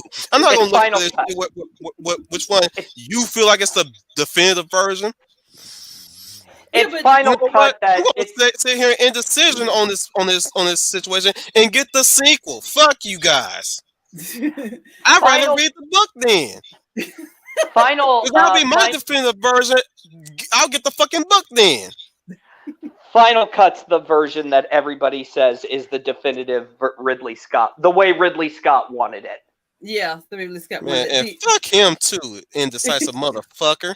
Oh no, he wasn't indecisive. He was promised that he would get creative control, and the studio gypped him. I So don't they get yeah. it, but the We'll give you- motherfucker is a fucking perfectionist artist that I can't even stand half the time. Well, they even said to him, "Hey, we'll give you a director's cut." But He oh worse no, than George Lucas. And he committed the ultimate sin. He cock-blocked Neil Bone Cop. He cock-blocked him from it. We were denying Alien 5, motherfucker, and you had to fuck your fucking universe up with your shitty ass sequel to Prometheus. I mean, I had a problem with Prometheus, but Fuck you. but Ridley. See, here's the thing though with Ridley Scott's Blade Runner. Just to get it back on Roy, what makes Roy quite an intriguing character is the fact that he comes face to face with his creator, and what you think is, a sense of euphoria, he's like, no, I'm down to business here. Make me live. I want more life, fucker. Yes, that's what that's what it is. And I agree. He that's why I think everybody has the reaction Fizz that you have. They don't see him too much as a bad guy because you're right, Child of the Flower. Wolf was not wrong about that, just to your comment. But it's because he wants to live, and there's really nothing evil about wanting to live. And I had to agree with that when I saw the film. And that's why even when I saw it, I always said I had the same reaction you had. I can't call this guy a bad guy. And maybe we're seeing it through Decker's eyes, as you explained, Final. And I think that's what they missed in the Blade Runner 2049. They missed really what was going on with Blade Runner. They didn't catch that. They're two different. They're two different. To let you guys know, that movie is directed by Denis Villeneuve. Yeah, I know. And I did like it because I liked Blade Runner 2049 because it decided not to revisit the themes of the original Blade Runner, but builds off of them. Blade Runner is about it progressed, as we would say. And life or death. Blade Runner 2049 is more about legacy. And they didn't fuck up Decker either. No, although I am going to say this. Harrison Ford gets top billing in that film, yet he's only in it for like 15 minutes. That's what I was surprised at. It was well utilized. Oh, it was well utilized. The man is damn near 80 years old. What the fuck you want him to do? Exactly. Well, he's doing exactly. I agree. He's not to be that movie either. No. Like what the It's like we're gonna die in Indiana Jones 5. Yeah. I mean, you saw him try to punch a replicant. You saw what good that did. Yep. He ain't trying no more. Like I don't know why people be bitching about that shit. I'm like, the fuck you want Harrison Ford to do? Do the same shit freaking Bruce Willis try to do in his Die Hard movies with his 8-year-old ass? I bought that shit in Live Free or Die Hard. I ain't buy that shit A Good Day to Die Hard. Fuck that movie. I didn't even watch that movie. I don't want to see him get bitched up by freaking, what's that fucking name again? He starts with a J. He played that shitty ass John Connor in Genesis. I forgot his name, but I know who you're talking about. For God's sake, let the man live a life. Yes. I'm like, seriously, dog. Like what? Like, I'm just saying, like, you got these old ass actors, y'all expecting them to do more shit. What the fuck do you want them to do? Fart on people? Old hell, I don't. Old fart people? Sit on old fart, be like Master Roshi and pump up? Wolf, I have got to get going, but I do want to say this last thing about the character of Roy. Is that stuff afterwards. I'll catch you in the back watch. But what I think was interesting about Roy is that at the end of the movie, when Pris is dead, because he pretty much figured out. I don't think he was ever going to kill Decker at the end of the movie. I think he was just messing with him, but he was never going to kill him. Especially when he says, when he tells Decker, hey, do you think you can kill me? Take your shot. And then he fires and he misses and he says, that's the spirit. And he's just, I just think Rutger Hauer did an amazing job. Yes, I agree. I absolutely agree. He steals the movie. Yes, I agree 100%. He's what made that movie work. He did. And Rutger Because Hauer we'll has move on to actually your gone on. next villain pretty soon. Yeah, I am going to depart right now. So I wish everybody enjoy. Thanks for the invite. I love this. This is so much fun. Hmm. And this is Schooner Tuna coming at you live from a secret government facility buried deep underground, but has excellent Wi-Fi. This is Schooner Tuna signing off. Bloop bloop bloop bloop bloop. Thanks for Blue, blue, coming, blue, Scooney. motherfuckers. Good. Thanks for coming, Scooney. Good night. God, you could make time to You come know they for a do little bit. drive-bys, right? I'm sorry, swim-bys. Swim by. Go ahead. Go ahead to your next villain, Uh, Fizz. okay, and now we're getting into Baby Doll from that Batman animated series episode. They never put it in the comics, by the way. I'm shocked by it. They put Harley Quinn in the comics, but not Baby Doll. Oh, Still that's got a room to good put her in one. there. Oh, That's, that I've been episode was meaning so to. sad. Yeah, when I first started looking up at Batman animated series episodes, this is one of the first I ran into. And it's a memorable one. I agree with Final. Final, did you want to say something on it? We've been yakking. Did you want to say something on the episode before I get into it? Because I've talked already. But if you want to, No, not really. No. oh, okay. Baby Doll's motivation for being a villain is that she can't move on from an old TV show because she looks like a child and will always do and always will. She So go continue. Go continue this. so she can't even move on with her life at all beyond that TV show. Very That's the only time. That's the only time she ever meant something. very tragic and emotional villain, very much, because I call her the Claudia of Batman, of the Batman animated series, like Claudia in Interview with the Vampire. Yeah, she's the Claudia, which is she's forever stuck in that childlike body and she can't grow. That's the she's on the TV show, she has fame for a little bit of time, but then mentally she starts to grow in an adult, but everyone sees her as this little girl, this little baby little girl, and it drives her mad. It drives her mad from doing it. And I remember the episode where She got typecast and couldn't get any more Couldn't- roles because she was childlike. yeah, she couldn't get any roles because of that, and when she tried to, she couldn't be successful, and it drove her mad. It drove her mad. It drove her insane. It drove her to be what she was. And I remember the scene. And again, Not to Batman, mention I'm not to mention she can't even really see in the everyday social interactions. I mean, she looks like a child, so nobody's gonna see her as an adult anyway. right? That's what the right, Fizz. That's the tragedy of her story, is that nobody's going to see her as an adult. She'll be typecast. Even when real people saw her, they still saw this saw her as a little girl. She couldn't, I call it the Claudia effect. So she couldn't get past that. Because I remember the scene in the show, and again, Batman having sympathy for these villains. He had sympathy for her. Oh, that's a very interesting thought there, Child of Flower. She was a monster of her own making. But I think that it's because I think it drove her insane. I think the idea of when she looked in the mirror and saw, I'm forever going to be like this, it just drove her mad. The scene when she goes into the madhouse and Batman puts up the mirror of her as a grown woman, and she knows she'll never be that, I think just drove her mad. And that's why she's one of the most tragic characters the show ever created. And then again, this goes back to the sympathy that Batman has, because he had sympathy with her despite how it drove her insane and even driving to murder her own castmates because the show was canceled. But it was because that trauma of her not being able to grow drove her insane. But again, Batman had that empathy for her.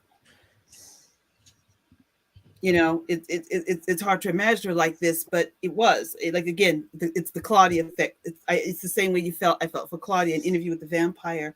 That was eternity stuck in that child's body. Same thing with Claudia. She would never go beyond being a grown woman. So it's the same tragic effect. Mm-hmm. Yeah, especially at the end when she started crying after shooting all the mirrors in House of Mirrors. Right. Yeah, that scene was very effective in that House of Mirrors when she Mm. saw the adult age and she knew she was never going to be that. And Child of the Flower does make a point too that she was a monster in her own making. But again, I think it was the trauma of realizing uh the trauma of realizing that she never was going to grow up. And then let's say the show was canceled, but they wouldn't let her outlive that character. They always saw her as baby doll. Mm. Mm-mm. I still remember that final scene with her in Batman where he embraces her and she utters her famous line, her usual famous catchphrase in that show. Yeah. Like that moment when she breaks down, like that was her last. I didn't mean to, where Mm. it was just really just heart wrenching to really just like hear that, just knowing that she was broken Mm. Yes. like a Yes. doll. Yeah. Mm. Yeah. Yeah. She said she didn't mean to, and she probably didn't. I think she just snapped. I Yeah, think. originally her plan was that she was going to get the cast together and try to renew the show, force them to renew the show because there was no other way for her to look for any other work other than children's shows, and the only thing that made her felt like something was that show, Love My Baby, which was what it's called, I believe. Something like that. Yeah, I agree. That's good way of wording it, Wolf. It was the show that was the only thing that made her feel alive and feel Later somebody. on in the new Batman I Adventures, know she paired up with Killer Croc. I know. Negro, will you not cut me off? Oh God. I was getting to that motherfucker. But first, I was talking about how she did get work. Was not stardom, but she got a job later on. Yeah, working She at a was hotel.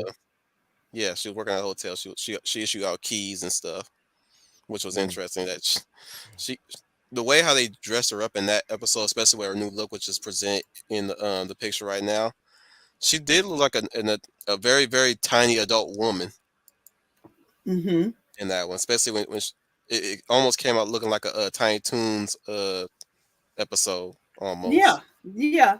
Yeah. or Animaniacs episode. What Yeah. you gonna Yeah. add to that, I would Fizz? agree. Me personally, I'm kind of iffy on that episode. With the new Vision of Batman episode because Yeah. especially with her the scientist destroyed say at the end because her relationship with Killer Croc was violent. Why couldn't you just let me pretend? Like Killer Croc. Like I don't really like the Batman animated series version of Killer Croc that much. I threw a rock at him. I Why mean, he's you not. did? No, it's just that he doesn't have the full complexity of his comic book counterpart. If you know read comic books, Killer Croc is actually a very complicated character. He's a dumb muscle, but he's more than just that though. No, he's And power muscle with cunning. It's got a lot No, yeah. of that's no, that's Bane. Killer Croc no. is actually Bane has in it. intelligence. He has intelligence, cognitive reasoning, and deduction. Killer Croc is cunning, Mm. meaning he may not be that smart, but he has tricks up his sleeves. He knows the sewers. He knows the streets. Yeah, he's good at sneaking up on people. He's not good at actually thinking about his life and whatnot. Make Well, good see life how decisions. that Batman the animated series episode where he tricked that circus, that circus of freaks. I hate to put it Yeah, like that. That's what they were, and he sort yeah, of manipulated their trust so he could steal from them. That's why I'm talking about cunning. Yes. That was I was kind of feeling that too. Since that's not really what Killer Croc normally is in the comics. But again, no. Well, at least we got Ron Perlman as Killer Croc and freaking the Batman. And Wait, I will what? share a crocodile tear for the residents of Gotham. Wait, what? Didn't know Yep, that. that was Ron Perlman speaking in Cajun as Killer Croc. Didn't know that. Okay, didn't know that. Now you know. But and then Now you know. finally moving on to Spider-Man 3's versus the Sandman. Oh, that's an interesting choice. Because Sandman, like when I first saw that as a kid, I'm like, whoa, because he's the first, because he's the first villain in the Raimi Spider-Man movie I actually sympathize with. Right? Yeah, well, Because that's what everybody says. When Spider-Man 3, they sympathized with him. he's the first Raimi Spider-Man villain I actually sympathized with. 'Cause I didn't sympathize that much with the other ones. The first two, I didn't sympathize with them You that liked them much. as villains, but you didn't want to sympathize with them. Well, I actually sympathize with Sandman. What about Doc Ock? Not really, but at the end he did tell I get it at the end, but at the same time I didn't hate nor sympathize with him. It just kind of whatever. All right, back to Sandman. Now Sandman just wants to save his daughter. His daughter has an illness. His daughter has an illness. He has to pay for it. How's he going to pay for it? By committing crimes. Now, so he pretty much doesn't have much of a choice beyond just doing that. I mean, he's not very intelligent, so. And crimes is the best way for he to pay for his daughter. He has no choice but to commit the crimes. Exactly. I didn't want this, but I had no choice. We always have a choice. You had a choice when you killed my uncle. My daughter was dying. I needed money. I was scared. I told your uncle all I wanted was the car. He said to me, "Why don't you just put the gun down and go home?" I realized now what he was trying to help me. Now I saw my partner running over with the cash, and the gun was in my hand. Yeah, that was a retcon that actually worked since you don't know the full I context. didn't like that. That was a retcon that actually kind of works. If you didn't know the full context of how Uncle Ben got shot. Still like didn't the- like it. You didn't like that retcon? No.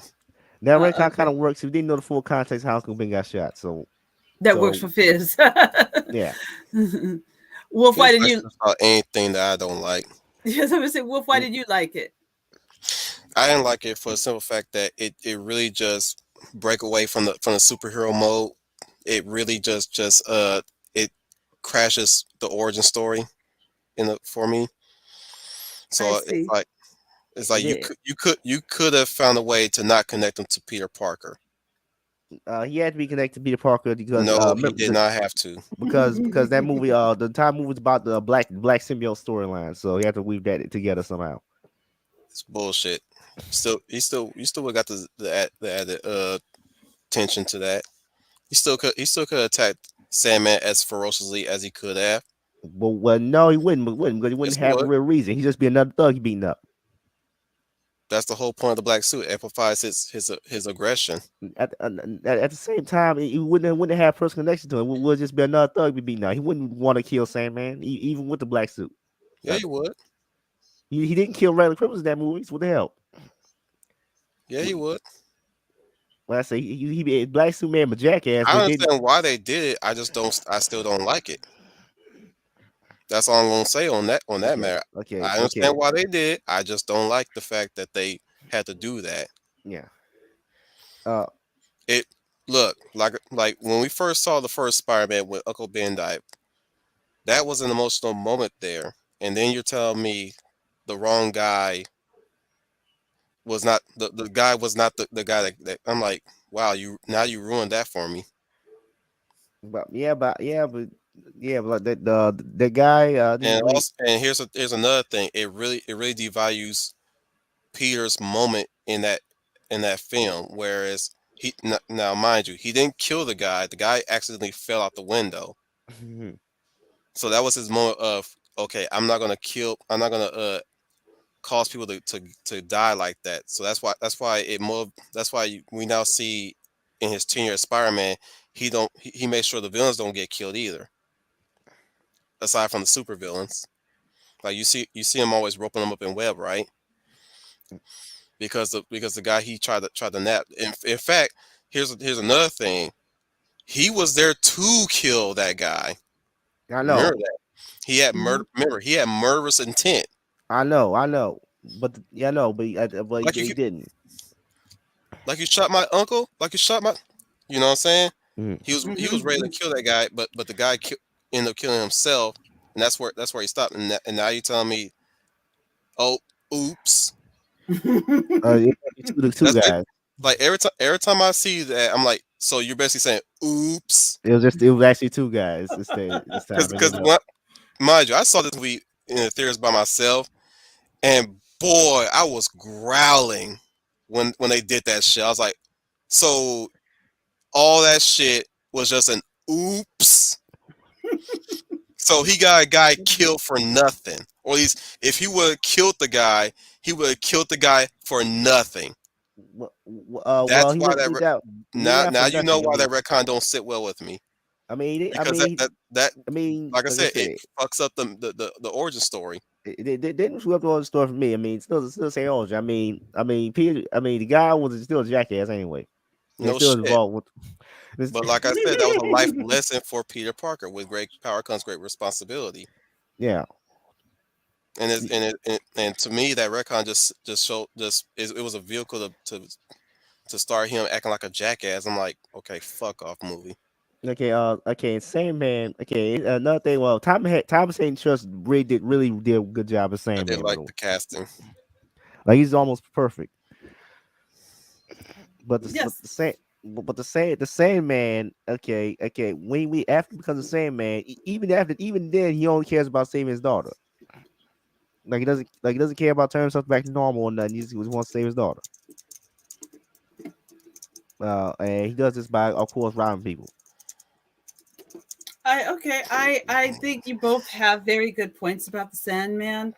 I think also Wolf does make a good point by doing that story. It retcons Peter's origin and Peter's origin for doing what he's doing and what his motivations are about, instead of just letting the Sandman just not be connected. Because the see is, I think you could still have the same storyline without connecting him to Peter Parker. You still just could have Truth this be man. told, you didn't need the black suit in the first place either for this movie. You're right. That I Now, I know don't. the Venom's kind of shoehorn. But we all know why it showed up. I know Venom's kind of shoehorn. But But go ahead, Jess. but Sandman did well though. I'll say that Yeah, he did Sandman his did best he well. could. You got anything to add? Did you watch the movie, Leia? Unfortunately, I did see it.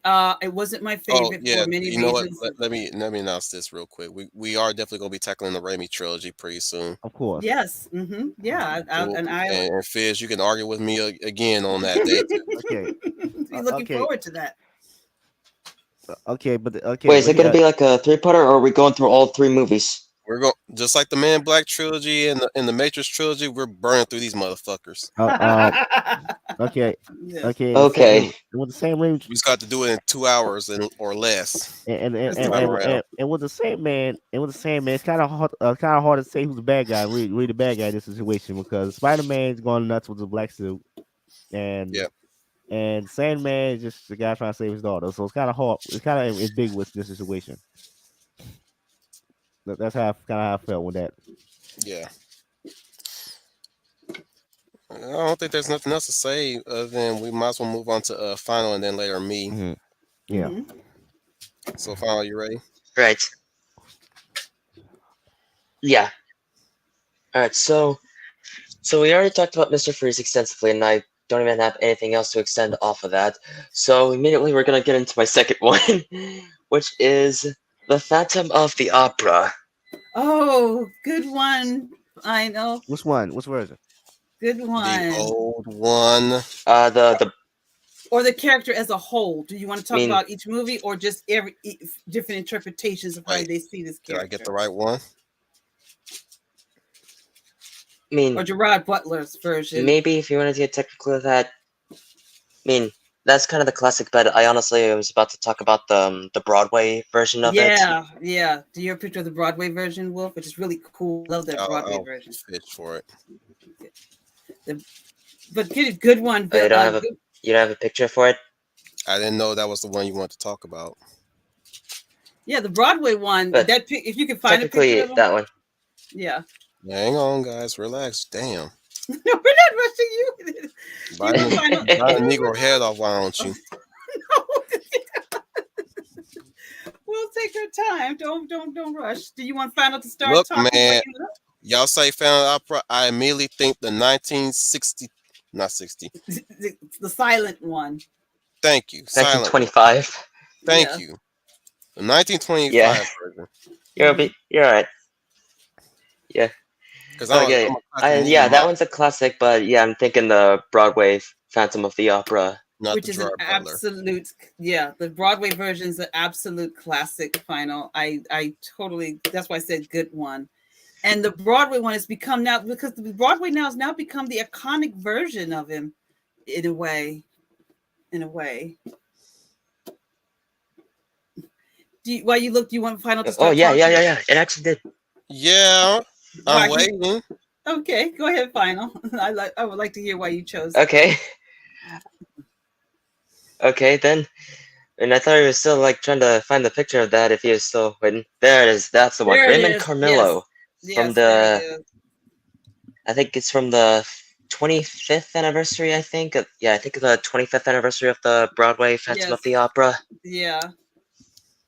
I love that music. Yeah, because I know that's the way Christina's dressed in that one. Yes, she is. That's the way she's dressed. And he But- does that absolute classics of Music of the Night. Just a scene stealer. Love that musical. It is his song, you could say. But do you want to start? Oh wait, which one? The title song or Music of the Night? Oh, Music of the Night. That's a scene. That is a Well, show-stopping first of all, song. let's start out why you like this character. Show-stopping song. Yes. All right. Why I decided to pick more of his dick. him out of what? Oh Keep going. no! Pretend No, I I didn't want say that. Final. I want to hear you talk about it because I love. I saw the musical and I loved it, and I'm glad you picked this character. So I'm curious to know why you chose the Phantom of the Opera, because I love the musical. I think it is just a classic. I really do. I remember when it was a big hit in Broadway when it first went. I forgot the name of the first actor to play him, Michael somebody, but that man's voice, holy crap! When he saw Music of the Night, Michael Crawford. Last name? Michael Crawford will always be known as the best Phantom. Man, I really would like to find somebody whose last name is somebody spelled in a unique way. Yeah. But I'm sorry, I'm getting too excited. Keep going, guys. Go ahead, Final. Go ahead. Okay, so reason why I picked Phantom of the Opera out of some of the other sympathetic villains, which we'll get to the other one later.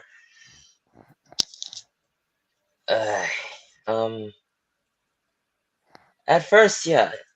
First time I was actually introduced to Phantom of the Opera was actually thanks to my music teacher at school.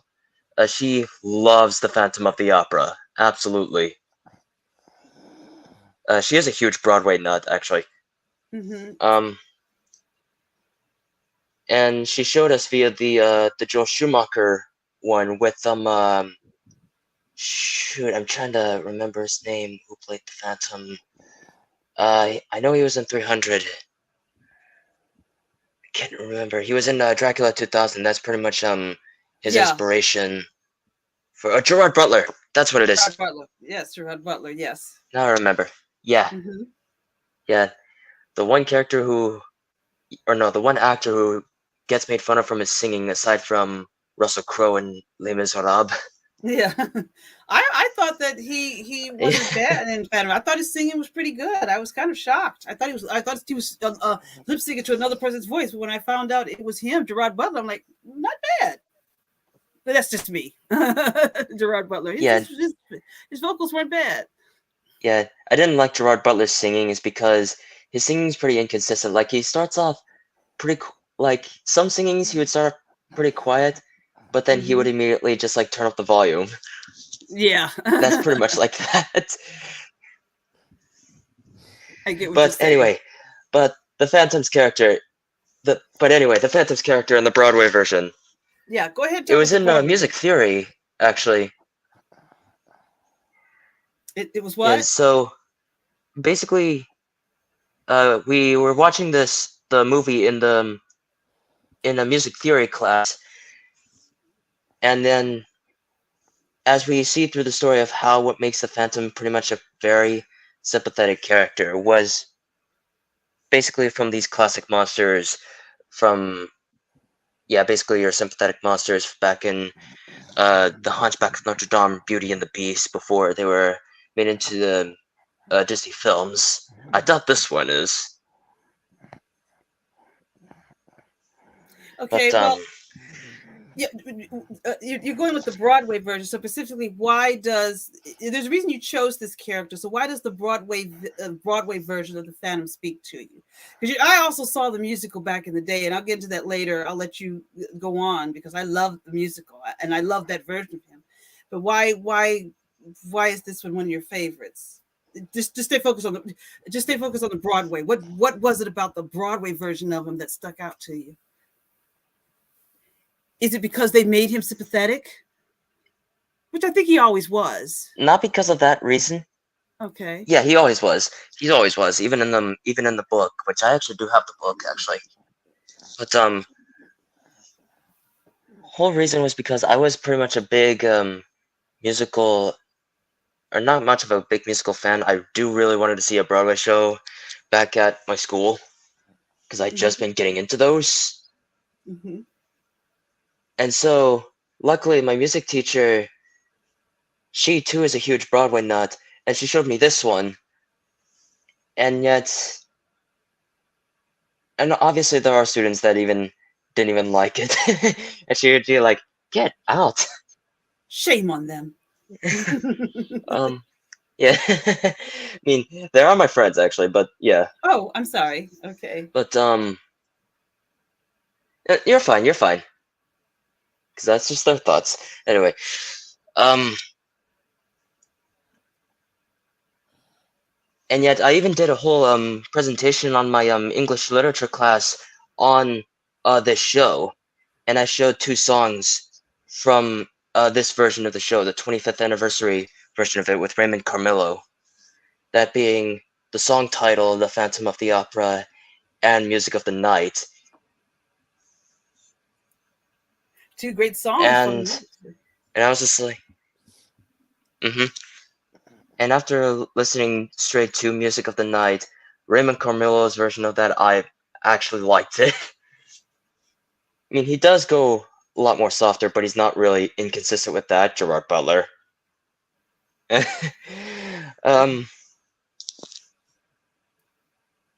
Like, he knows when to actually sing it very softly, because the whole Phantom as a character, what makes him pretty much the most sympathetic villain. Oh, hey, Alois. Anyways, what makes him the most sympathetic is that he's just basically this troubled soul who could actually teach you to sing like an angel. But he is very dangerous, though. He is also very, very dangerous. And he does have very maniacal tendencies, like getting Christine to marry him, even though she is pretty much a lot younger than he is.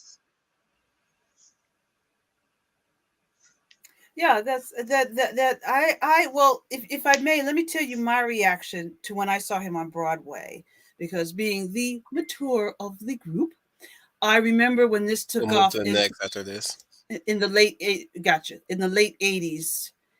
I'm telling you, this took New York by storm. It was the musical that everybody flocked to see. It helped Broadway.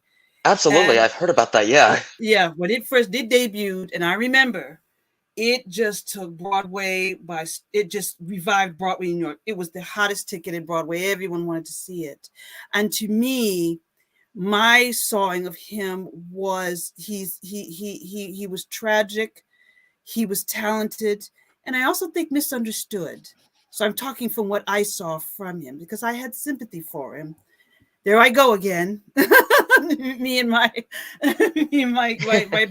Beauty and the Beast syndrome. I sympathized with him. Yes, he was dangerous because he did. The story of that basically comes from that, alongside the Hunchback of Notre Dame. But there you go. Yes.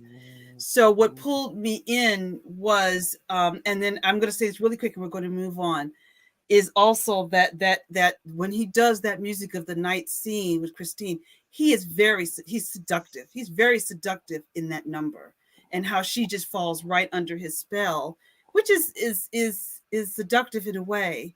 But of course, he had this disfigurement. But he was brilliant, and he misunderstood. I mean, he had to live under the opera house. And that's what pulled me into. That's pretty much even the whole story of the Phantom of the Opera. Basically, the beauty on the outside, but something underneath is the ugliness, hence the mask.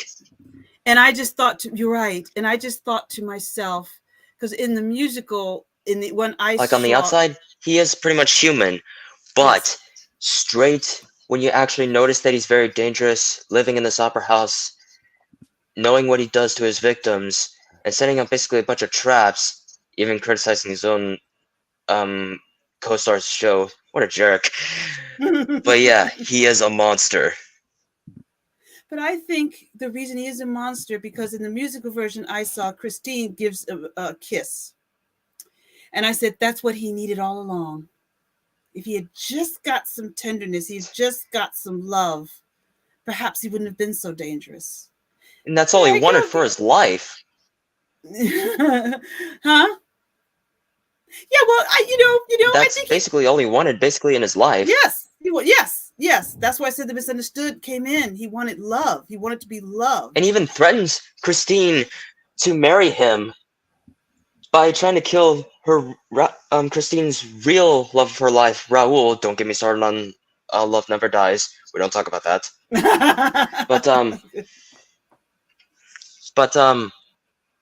Yeah, she even says, I'm not having this anymore.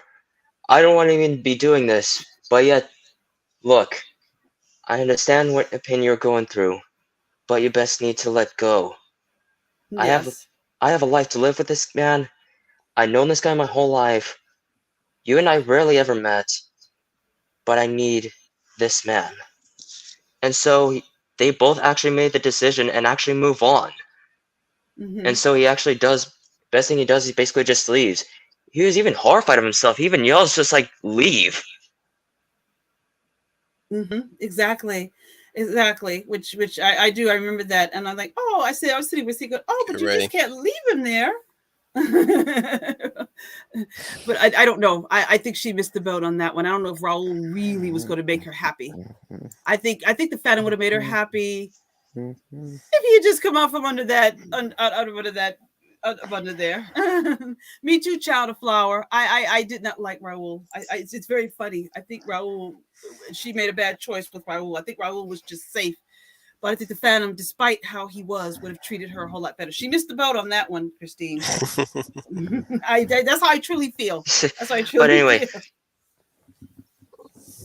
But anyway, but in that little snippet, or not that snippet, but that was actually there in the Broadway show, this little moment where Christine does actually go back to see the Phantom one final time, and actually does give her, she gives the Phantom back the ring that he forced on to her, and then before leaving with Raoul to actually be happy for the rest of her life. But then she does look back at him, and then he says, he actually has a nod saying, it's okay, you can go now. This is good, isn't it?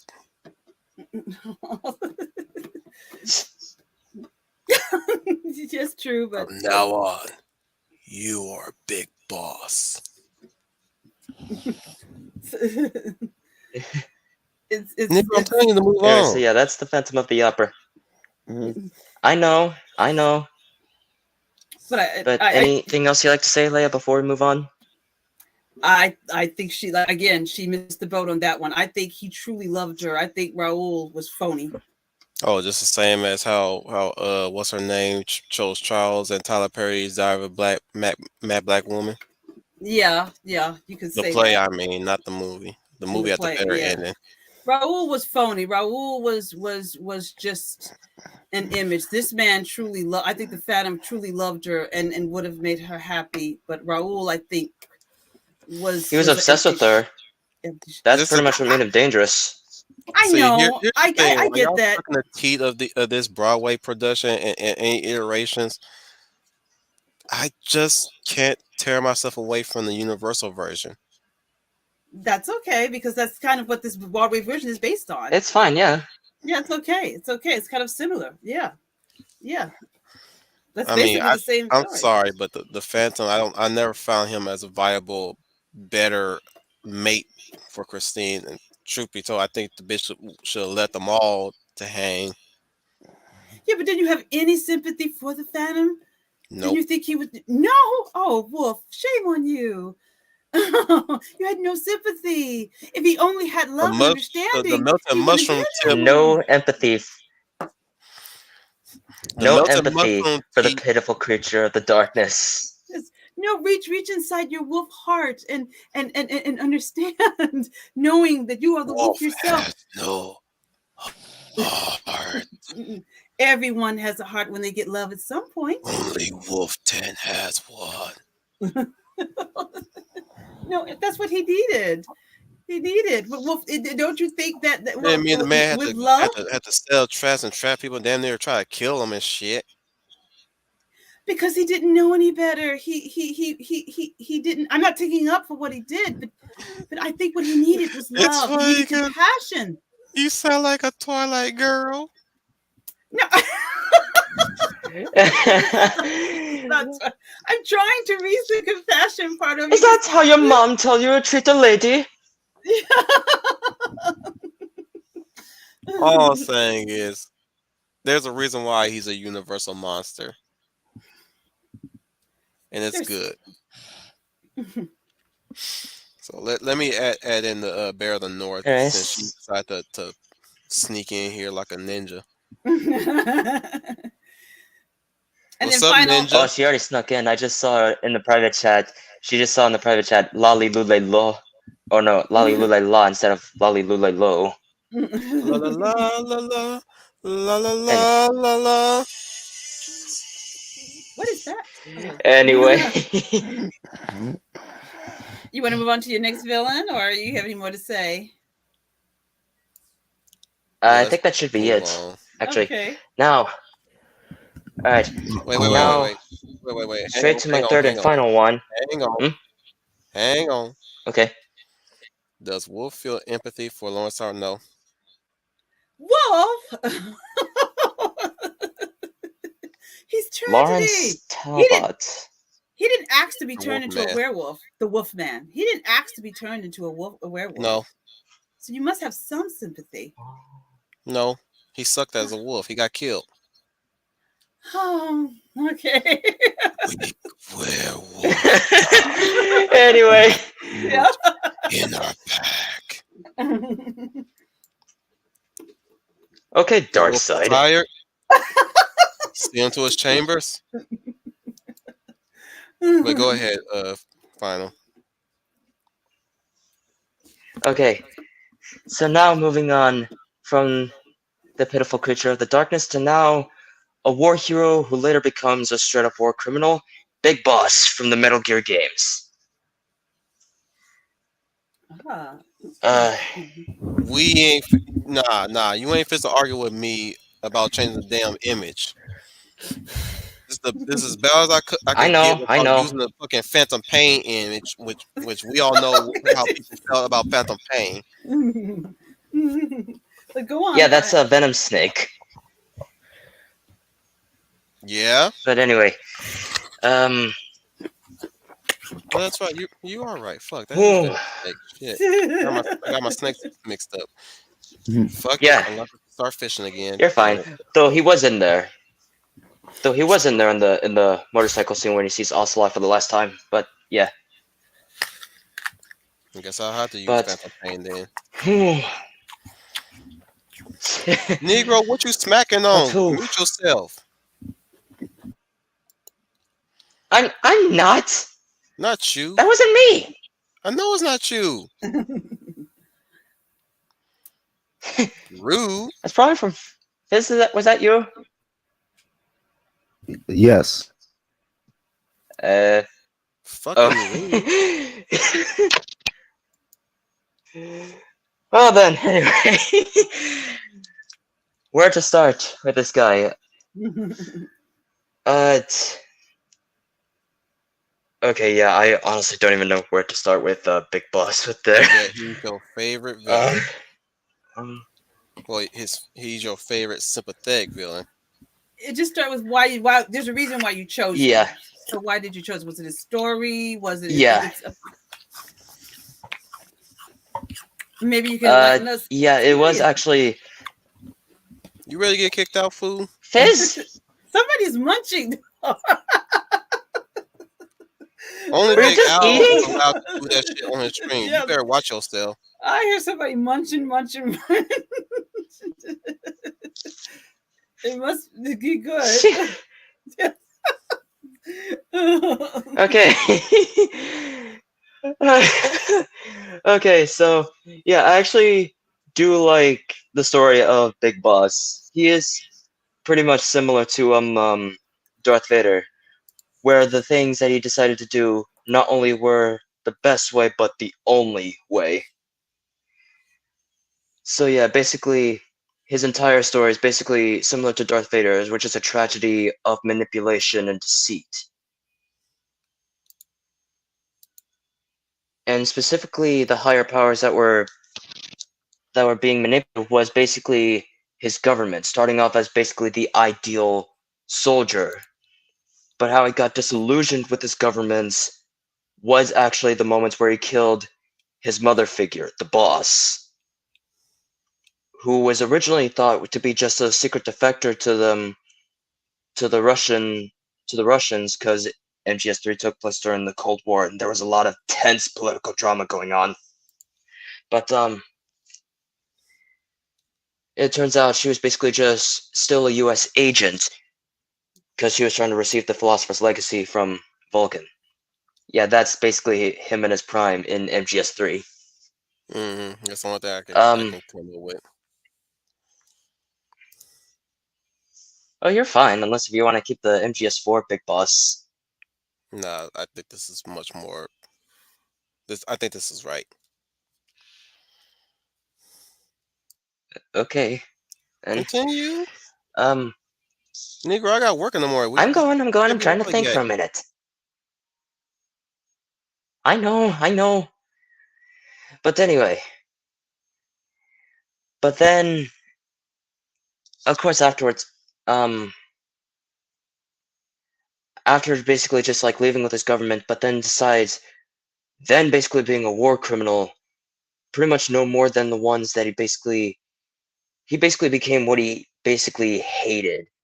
Because like he was disillusioned with his government, he didn't even like it. He didn't even like his government basically manipulating him basically as a puppet, because the philosophers were basically puppeteers, which later being rebranded the Patriots later on, since when was it? Somewhere during the events after MGS5? Give the cliff notes real quick of what makes him so great and what led to his downfall, or at least his fell from grace. I guess fell from grace. Oh. Immediately it was straight from the realization of how the boss was basically was not actually a traitor, but he had to kill basically his own mother, basically a mother figure to him, that he himself had to basically kill to prove the US's innocence. And so pretty much what led him to be disillusioned with his whole government. And so He's basically Captain but yet now America. becomes a war criminal threat. At least on how he started, yeah. How he started basically just became Captain America if he had to if he really had to exert his power as a soldier. Right. You ready to go to sleep? But then throughout the series, You okay, Fizz? great. Yeah. Now we got someone sleeping. No, I'm not sleeping. Are you sure? I'm not Okay. I'm not even tired. I know you're tired, but damn it, you ready to go to sleep? No, not at all. Not even snoring. Okay. You breathing in your mic too much, man. That's all I'm saying. Okay, anyway. You have respiratory problems, dude. I know. You good though? Anyway. Yeah, Anyway. I'm not sure. Hang on, final. Are you really good? Anyway. Yeah, I'm okay. Oh. This guy, like I said, he's got respiratory problems. Yeah, continue, final. Anyways. But now, immediately going straight into MGS4, basically his redemption scene there, where he does actually finally get to meet his son, Solid Snake, at the end of the game. and he does bring the Patriot gun, which is basically the boss's gun. But yet, just when he think he was about to shoot it, he drops it.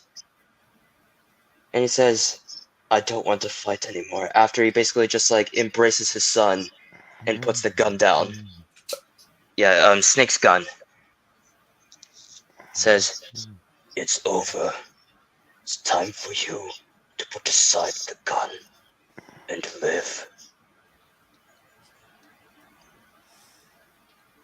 Because it was basically at this point in the series, after realizing all the things that he basically done, and basically being this war criminal, thought, now everyone is now being in this war, caught up in it, basically thought, oh my god, nobody should have to live through this. What have I basically done?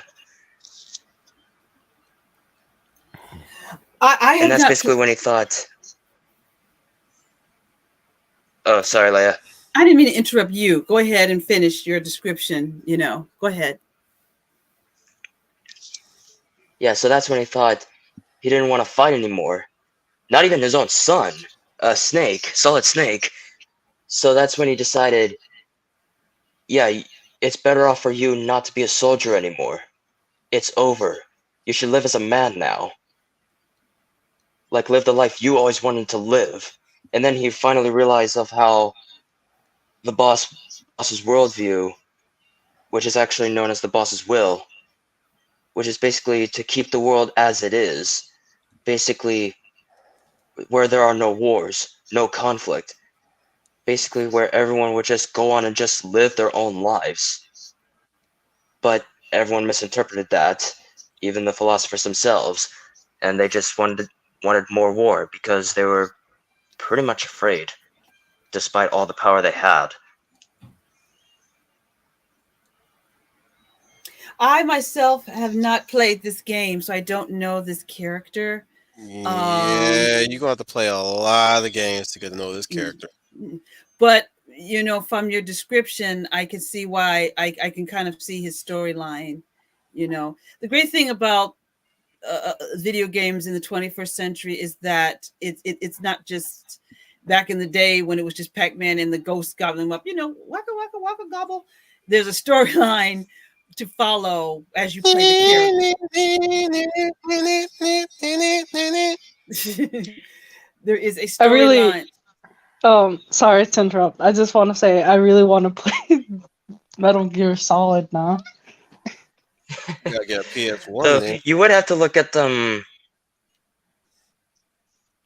or pretty much basically like a whole timeline, or basically like know the timeline. If you, or Nintendo. I would recommend you watch Fort Snakes: The Line Through Time. I remember Aiden Paladin like covered Metal Gear Solid, like back when the last one came out, the recent one that was terrible. Okay. Oh, Yeah. Metal Gear Survive. Yeah, the terrible Survivor. one. Yeah, Metal Gear Survive. Yeah, Aiden Paladin was covering like the whole timeline and things like that. So I'm still itching to want to play that game.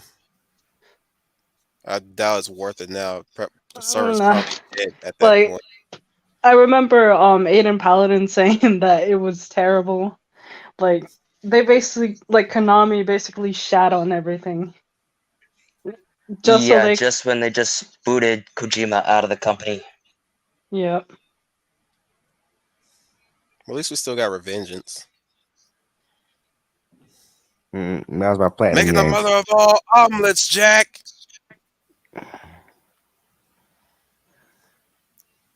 Oh, well, Right. you ain't gonna with that? I don't know. The name is Jack. But I do like to hear your It's thoughts. time to let it rip. Not just from Rising. Not just from Rising. We're talking Big Boss. Mm-hmm. Well, actually, could you explain like the philosophers? Because that sounds interesting. Oh, the philosophers. They're When I make a Metal Gear stream, then y'all can talk all about that shit. He's supposed to be talking about Big Boss. We gonna be 3 hours in this motherfucker, and you haven't even you barely even touched the damn surface, let alone scratch the shit. We ain't going down that right now, motherfucker. That shit is Okay. long as hell. That's a fucking Bible, Eloise. We ain't going down that Okay road. then. Tell me why you like this motherfucker and why you think he's the greatest sympathetic villain.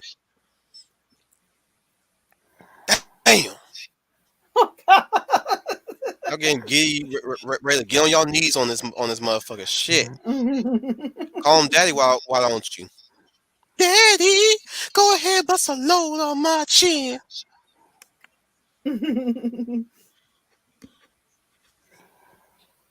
Too weird for y'all? Final. No, I was the final. Did you is there why do you pick him? There has to be a quality, there has to be something about him that appeals to you. Why did you pick him? Why did You I have an pick interest- Big Boss? Yeah, you have an interesting list. So why you went from Phantom of the Opera to Big Boss? So what is And it? Is Mr. it Freeze. and Mr. Freeze? So what is it? Is his actions? There's something that he does. Is it decision? Is it the storyline you just told me that made Yeah. you? Okay, all right, there we go. Okay. He's a mild soldier first and foremost. He like, if you really want to know how best to write a soldier without being a stereotypical gung ho Rambo type, and I'm talking about Rambo in the sequels, not Rambo from First Blood. Yeah, I got you. Yeah. I mean, if you want, or rather, if you want John Rambo type soldier, look no further than Big Boss. I would agree. I mean, hell, Big Boss probably wouldn't be able to function when he returned back to the world either. Wouldn't you agree, Final? Yeah.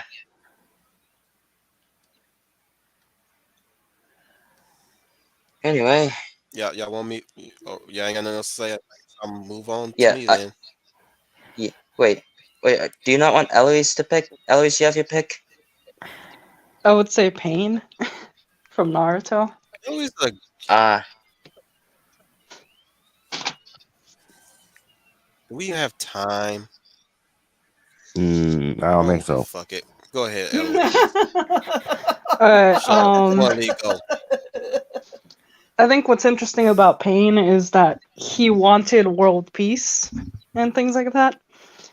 And essentially he tried to broker peace between damn it. I forgot his name, but I just know he was called of the Salamander. I forgot what. But essentially Danzo sabotaged peace between Pain and the samurai and the and basically the other factions and like in the Land of Rain.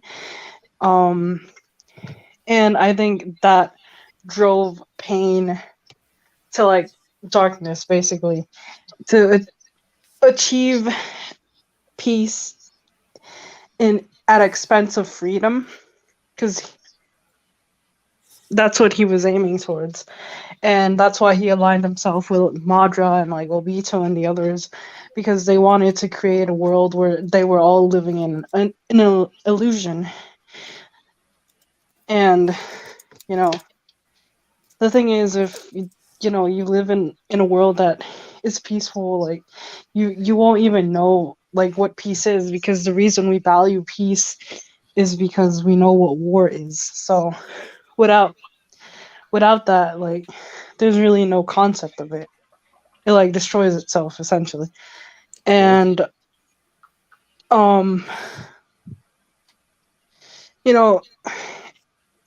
it's kind of interesting. It's similar to like how whatchamacallit in the real world, they want to achieve like one world government or something for like peace or whatever, but it's coming at the expense of freedom. So it kind of ties back into that. That's kind of like the themes that Kishimoto was playing out, especially when you look at like the Eye of the World plan, which Madara was going through and which Pain was participating in. And right, essentially Naruto like helped Pain realize that wasn't the path to go towards, because people can overcome hatred, essentially. Like Naruto believed in that, and I think that helped Pain realize that if if he doesn't believe that people can overcome hatred. No, you're telling the story wrong. He gave him the friendship kiss. No, let me finish. Like, this is how I remember it. Like, I Okay, don't. Louise, keep going. Like, essentially, Payne realized that if he didn't trust people to choose the path of peace, how is he any better than the people who were waging war? Mm-hmm. Because they didn't trust. The whole reason why there are wars is because people grow suspicious. They don't trust other people to like be able to compromise and things like that. So that's why wars start. So if he didn't trust, people to pursue the path of peace, he's no better than people who start wars. And I think that's what Naruto helped him realize, and that's what changed his path in the end, and why he decided to sacrifice himself to like undo the damage that he had done to Konoha. You want to move on to your next one? I'm trying to think. Damn. Is it movie related? No, I'm trying to remember like the mangas that I read. And okay, so Nana from Talentless Nana. Like, if I don't know if you guys have seen it, it's like an anime. I don't think it. I mean, I know Giga went over it, so it might have gotten some viewers, but it just went. Like, it was overlooked in the seasonal anime charts, but essentially, it's told from like the It's told from Nana's perspective, and it's essentially like, to explain it, it's like My Hero Academia, except Nana is eliminating like the heroes, the people who are supposed to be the heroes of the world, like world leaders and people like that want the heroes to like disappear. So the only way to do that is to create like a government program where they send them to this school in an island, and that's where they get eliminated by like trained assassins. And Nana is an assassin who starts like offing people off because something happened to her family, and like the organization brainwashed her. But over time she befriends like one of the students there, and it helps her friendship with the student makes her realize that no, these kids really want to be heroes, that they're capable of defending the innocent, and that just because they have one traits that give them abilities, like superhuman abilities, doesn't mean that they're automatically going to side with the villains, like whoever would abuse of the power that they have. Like, so after realizing that, she's trying to amend what she did wrong, even though like I think it's impossible to like go back on it. Like, she killed people already, but she realizes that no, in order to like make amends, she's gonna have to like kill the organization that essentially raised her and things like that after her family died. Sound like some kite shit. Is it? I've never seen that. Pray Wait, you never have to. Is it bad? No, it's just it will fuck you up if you watch, especially if you watch the unrated version. Really the NC-17 version. Is that like is it a manga or a video game or a movie? It's anime. Oh, okay. It's like from the 90s, So, or yeah. all right. Yeah, but so I think that's what makes not sympathetic, I guess. Like, in a way. Sound like some kite shit. Yeah. But I still think she has to suffer the consequences eventually, like when people realize what she's done. But at least she's trying to course correct, even though, you get what I'm saying, right? There's no coming back from killing people. But Right. But she accepts that. She accepts that there's no going back from killing people, but she accepts that she's gonna do the right thing, Onward essentially. to the next sympathetic villain. Um, damn, I'm trying to think.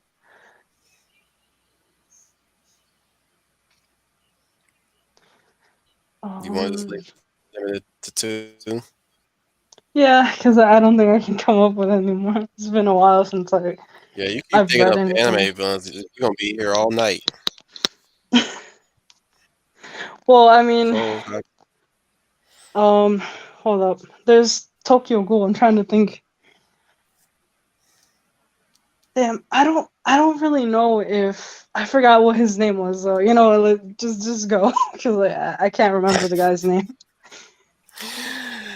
I admire your persistence, but you didn't stick the landing. But I'll give you a minus for effort.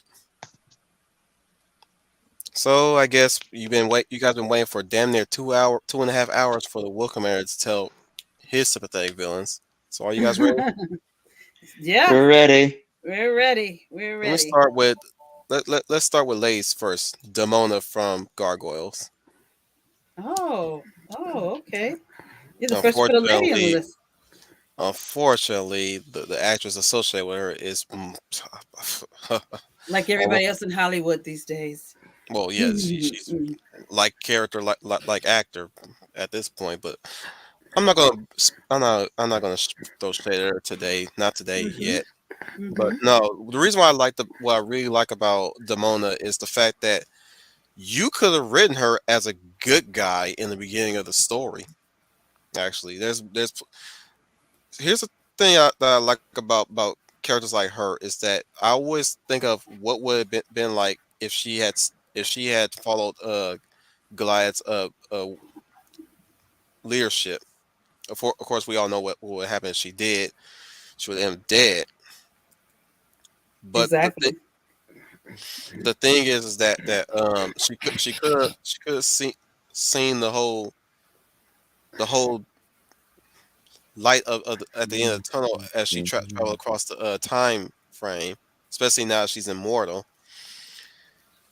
And her view, she's basically Magneto, a female Magneto, but as a gargoyle. She don't trust humans. She's seen the folly of their ways, their hubris, their betrayals, their manipulations and their mechanizations. And by mechanization, she actually studied how they operate to the point where she knows their technology even. Like, look how acclimated she gets over the years, especially when she gains a human form with being magic, right? Mm-hmm. I mean, even then, like, there's an episode in that where they go into past tense where we see a whole entirely different Demona, where, like I said, where she would have been a good guy, and she's like young, naive, and I'm like, oh my goodness, this could have been Goliath and Demona if they started off with these two proper with the same spell. You know what I'm saying? Mm-hmm. Right.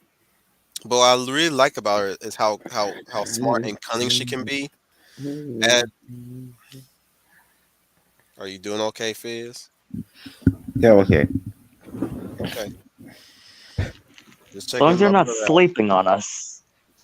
That's it. No, no, no, no, no. The last thing I need is for him to pass out on us on the stream. No, as I say, I restore problems. So it's not That's so. why I'm. It's not it's not That, me tired. You that's could. why I'm saying I'm worried that you might pass out on us. So if you need to dip out, dip out. Did something happen? No, Me. that's a health condition. He's got a health condition. Yeah, if you Oh, need to is it a rest fit. No, it's not sleep. The case. It's not that. It's my nose. One nostril always being open. It's like one me closed shut. Usually. Yeah, he's got what, sinus issues. oh, is it What about asthma? that? No, one Oh, I nostril is got closed asthma. shut. One nostril is closed shut. I can't even breathe through all through one nostril at a Is it time. COVID? Oh, no, no, no, no, no. His one of his nostrils is literally shut closed. And it switches sometimes, but it's big. That's a condition. I forgot what it's called. Yeah, yeah. I think I know what you're talking. I think I have an idea what you're talking about because I tend to have the same problem too. But like I said, if you need to rest, go ahead and rest. Dip out if you need to. No, like I said, I'm not tired. Just got to breathe harder. Like I said, rest that damn lungs before you pass out on my ass, or else I'm gonna go over to Georgia and kick your ass, Oh goodness. Negro. I ain't gonna tell my bank account, freaking but I'm gonna pull some money out, travel over to Georgia. Didn't I tell you to dip the fuck out because I'm not fit to be trying to worry about your ass. I got work in the morning, motherfucker. You gonna put that shit in my mind? I got where I need to concentrate. Damn you, my brother. He's showing you love, Fizz. Sorry, Miss Chozo, but I have to discipline the brother. Okay, so but wait, do you want to get through your villains quickly and possible for that? Yes, Okay. but yeah, like I said, when it comes to Demona, she, as Chad said, she's a monster of her own making. She's basically her own worst enemy, and no matter what terrible thing happens to her, she will always blame the humans for it. Much less she will also she always try to find another thing what I like about her. She's kind of like a Sith. She tries to lower each gargoyle to her side and her way of thinking, which never succeeds because simply because they side with the human anyways. At least Amaza, who she loathes above all the other humans that she hates. I mean, the bitch come in war crimes in the Sea of Stone. Was it five-parter or three-parter? Someone remind me. I can't remember. I think it was a 3-parter, but I could be wrong. I haven't seen it in a I while. just remember it being longer than it needed to be. I mean, Right. it was long. It was long. It was necessarily long, but I was like I just remember it being longer than it needed to be, and it felt like a five-parter. It really felt like a five-parter, but I think it was a three-parter. Child might remind me, but yeah. There was even a future tense episode where she allied herself with the gargoyles too, and she was Brooklyn's mate, one of the gargoyles, the Manhattan gargoyles, and that was pretty interesting. But like I said, her craftiness and her know-how of technology and magic, the way how she switches up every episode she's in, it really sells up how much of a threat she is. Like casting a spell on Goliath or casting a spell on humans to turn them into gargoyles when originally she wanted to kill them all, or rather, she had a virus that targets only humans, and she used magic to do that. So she mixed the two in the penultimate episode. Actually, I think that was the penultimate. Yeah, it's the penultimate episode to end the series. I'm sorry to hear that, Fizz. Mm-hmm. You didn't get to, you didn't get to see a lot of the series. I didn't see Gargoyles. I much of Gargoyles. I watched a couple early episodes, but I never got to stick to it. It's a really good show from what I've seen. They do circle around copies of it, so it's a rarity to own. I think I did spot the whole series on Blu-ray, and I know my brother was watching this though. I'm just saying I aims to own it, the complete series. Yeah, my older brother was born in '90, so I know he seen the show, the whole show, at least most of it. That's all I'm gonna. Sorry, that's all I'm gonna say about Demona. I mean, she's a fire redhead for one, but let's get on to Leia's boyfriend, Bucky.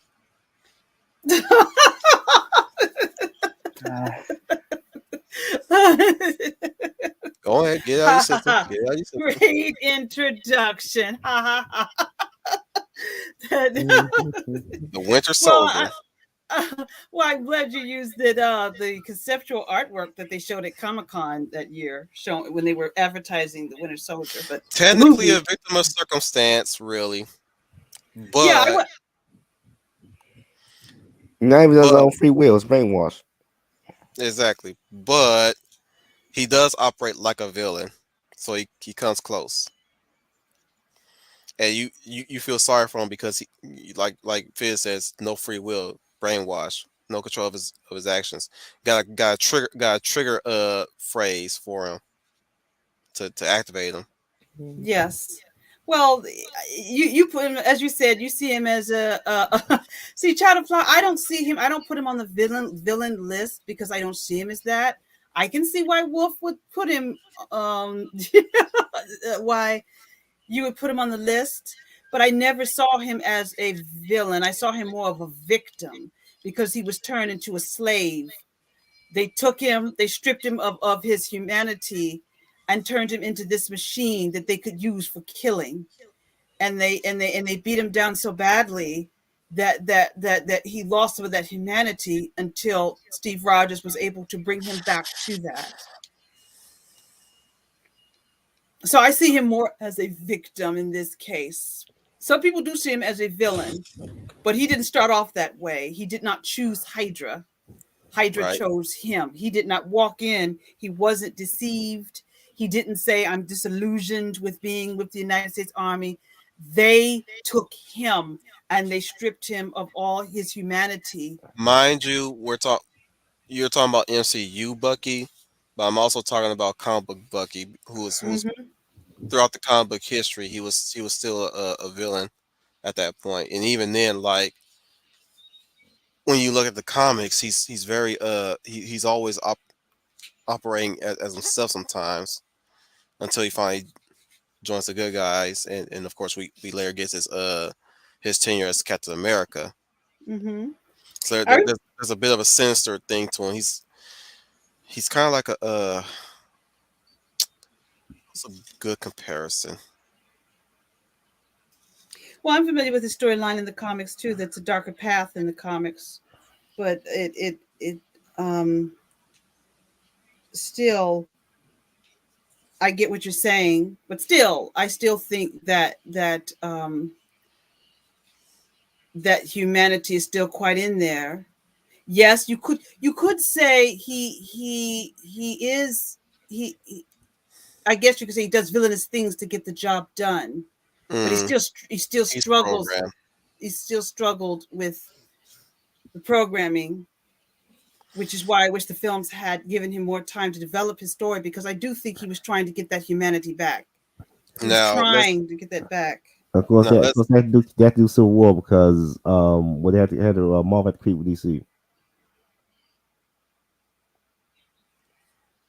anyways, let's move on to a victim of circumstance that later becomes a monster at the end. Andrew from Chronicle. Now, what was interesting about Chronicle is a lot of people say what real life superhero powers will be like, exploring a real life superhero. This is actually also a tale of what bullying and abusive dysfunctional household could do to a person, specifically how serial killers sometimes and mass School active shooters. active shooters, mostly active shooters tend to become like, even in some in rarity, two-parent household with abusive parent. Andrew is like a high school loner. He mostly records things. His cousin, I forgot his cousin's name, but the only person who ever sit around and talk to him is his cousin. But even his cousin can be a bit ineffectual, Mm-hmm. to his cousin's plights. But then you have Steve, who was also played by Michael B. Jordan. That's funny. Only the other white guy didn't become a superhero. Everybody else became one. Dane the Hun became Valerian. Technically not a superhero story, but it was the movie Valerian was like written like one, almost, mind you. And of course, Michael B. Jordan became Eric Killmonger. But Interesting. before that, he became the Human Torch. That's Yeah, that's history. that's good. Yeah. Let's Mhm. talk about Black Human Torch. Yeah, that's what I call him, Black Yeah. Human Torch. The human Negro. Oh, that wasn't funny. Okay, I laughed. You didn't hear me laugh. Yeah, giggle. I laughed. Yeah, but Well, like I The said, Negro you know, Torch. Shall we bet? there we go. Negro Torch. Fizz, now you're getting it. You're getting Yeah, it. a black human You're torch who getting it. apparently But can't even anyway, fix a car. Apparently. hey, bro.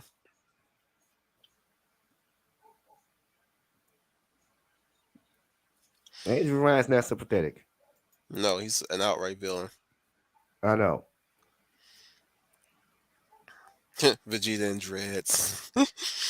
She commented about his villain outfit in the beginning of the movie, but let me continue with Chronicle. Chronicle was an interesting take on found footage and superhero abilities, considering that that the main power that they had, motherfucker. But yeah, Telekinesis. but yeah, he had telekinesis. They had interesting ways of doing it. Andrew being the most adept at it by far, whereas Steve, Jordan's character was a bit more what was the best way? They had their own ways of using the powers.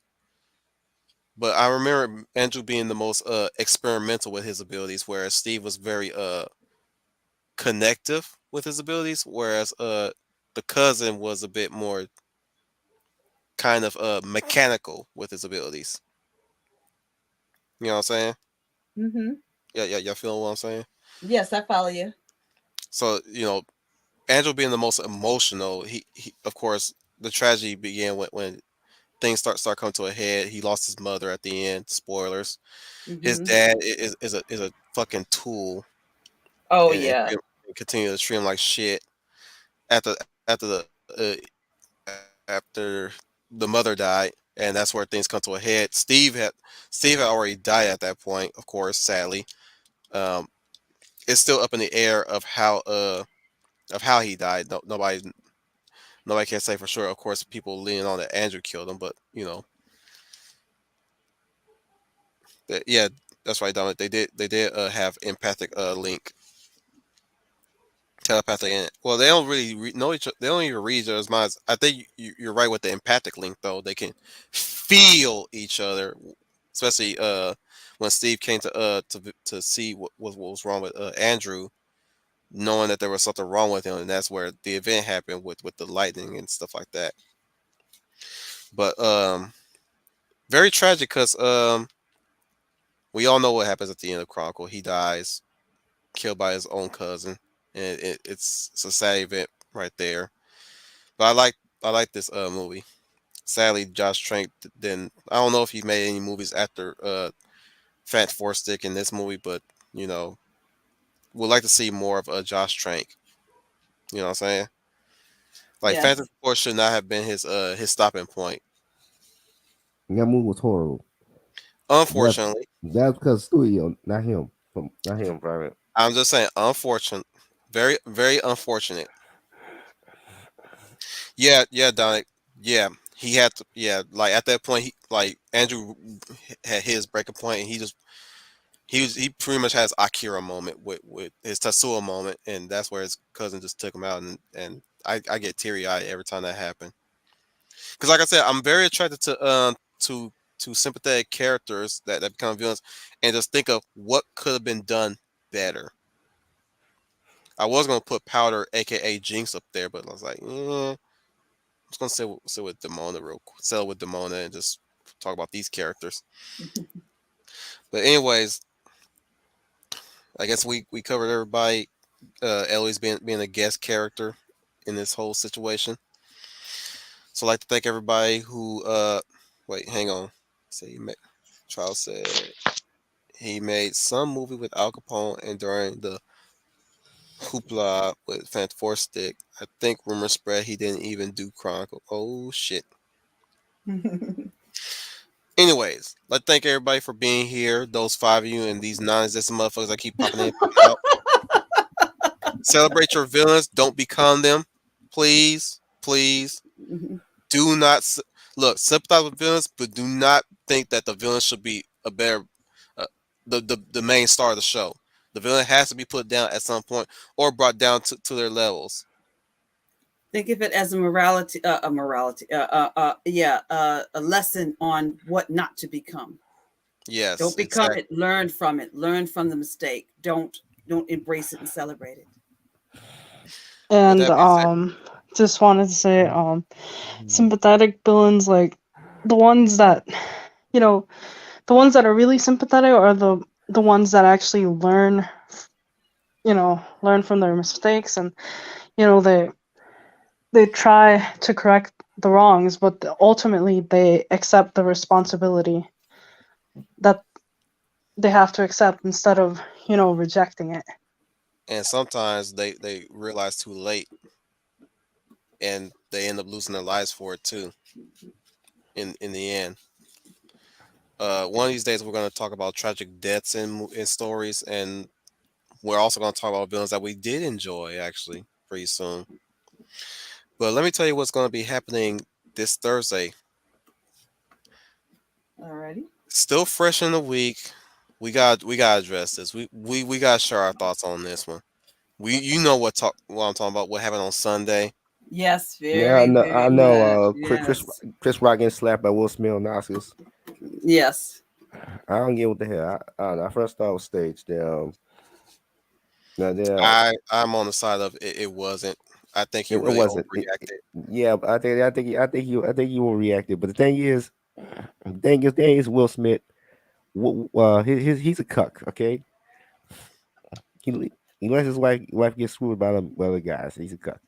Yeah, yeah. And that is why he and we saw and that is why he broke down and did what he did at the Oscars. I'll go into it more, but it's that Cook title. I think it got to him, and he just lashed out at the wrong time. I mean, I think Chris, he should just divorce her. Yes, I mean, I think so. I I think mean, she's toxic to him. I think so. She's treating him like a rabid dog at this point. I She mean, very much is. you could tell Chris Rock with that. When you really look at it, you can tell Chris Rock was actually slapped, and then he got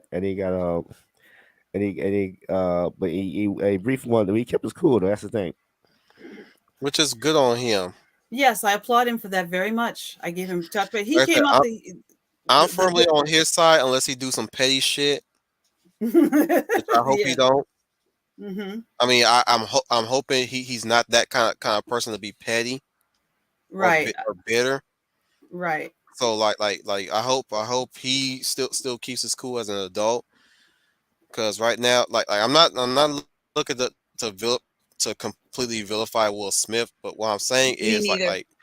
you know, in look for per disclosure, real quick for anybody who's new to Will Commander Rambles, we are proud proponents of redemption. Okay, Mm-hmm. you know what I'm saying? We are if if the moment they hash it out, him and Rock, that's where I'm like Will, you did good, okay, like you guys, and that's the thing, it's two friends and a conflict that should never happen.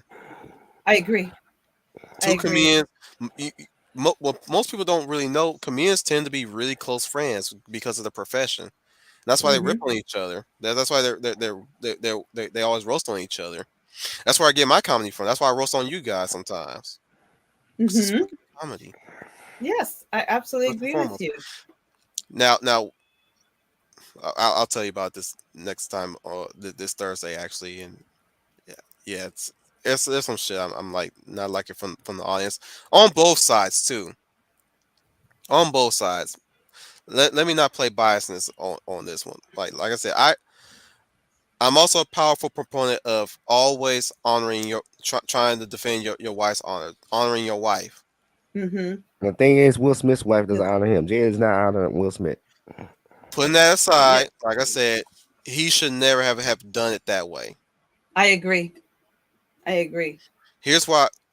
Now, first and foremost, let me get this out of the way. Why I think it's not staged. It's too. There's far too much emotion into that whole thing for it to be staged, unless they really are trying to sell that as a dramatic thing, right? Now, if it was supposed to be meant to be a comedy, a jokey comedy, right? Mm-hmm.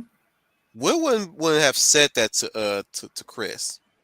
He would just fake slap him and just go on and not say a damn thing after that. Just do a little smile after Chris said, Mm. Will Smith just slapped the shit out of me, Yeah. and Yeah. and coming back to coming back to Will Smith, he'd be cracking a smile and laughing a little bit because because like that was like him being part of the joke.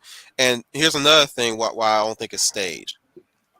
Jada's reaction to Chris's joke. Exactly. Yes, Jay would know yes. ahead of time if it was staged. I Exactly. agree. In fact, Jada would have been smiling still. Mhm. Mm-hmm. Like nobody's not gonna fake ignorance during a joke. Like she.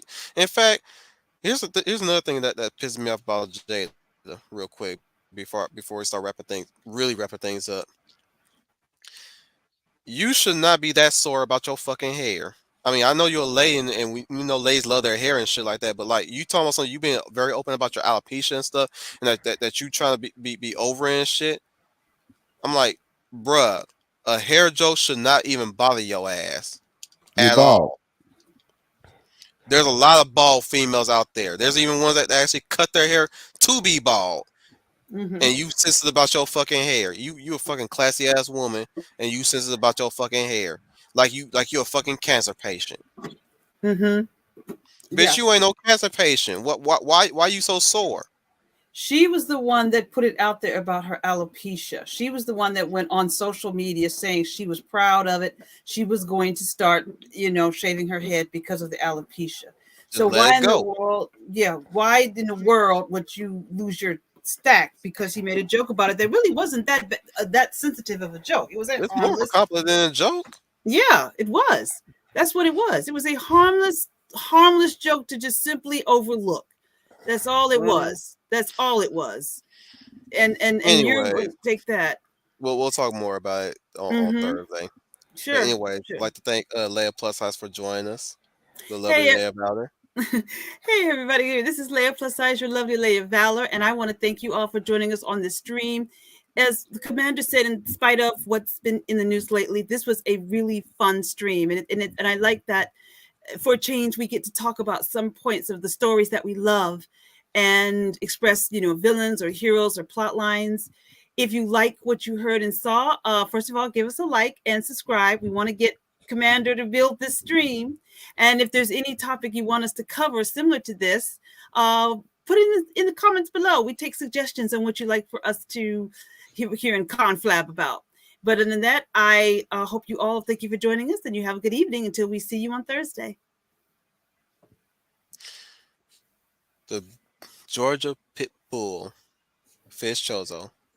One last thing I want to say before going out. You won't make me sympathize with a genocide maniac just because I found out a puppy died. A puppy was killed. I just want to close that out. Who the fuck was that? We all know that character was. Is he talking about whatchamacallit? The person from the 101 Dalmatians? I don't know. Lucy fell from Lee again. Right when We'll talk later about that shit. Okay. And Anyways, yeah, the Warrior of Light, Final Fantasy Fan 12. well, that about does it for this video. Thank you guys so much for watching. If you like what you saw, click like, subscribe, and share with your family and friends. And make sure you ring that notification bell. That way you get notified of our latest videos. Go subscribe to Wolf10 Media if you haven't already. Go subscribe to me if you haven't already. And once again, thank you guys so much for watching. This is Final Fantasy Fan 12 signing off. And remember, may the light forever shine upon us.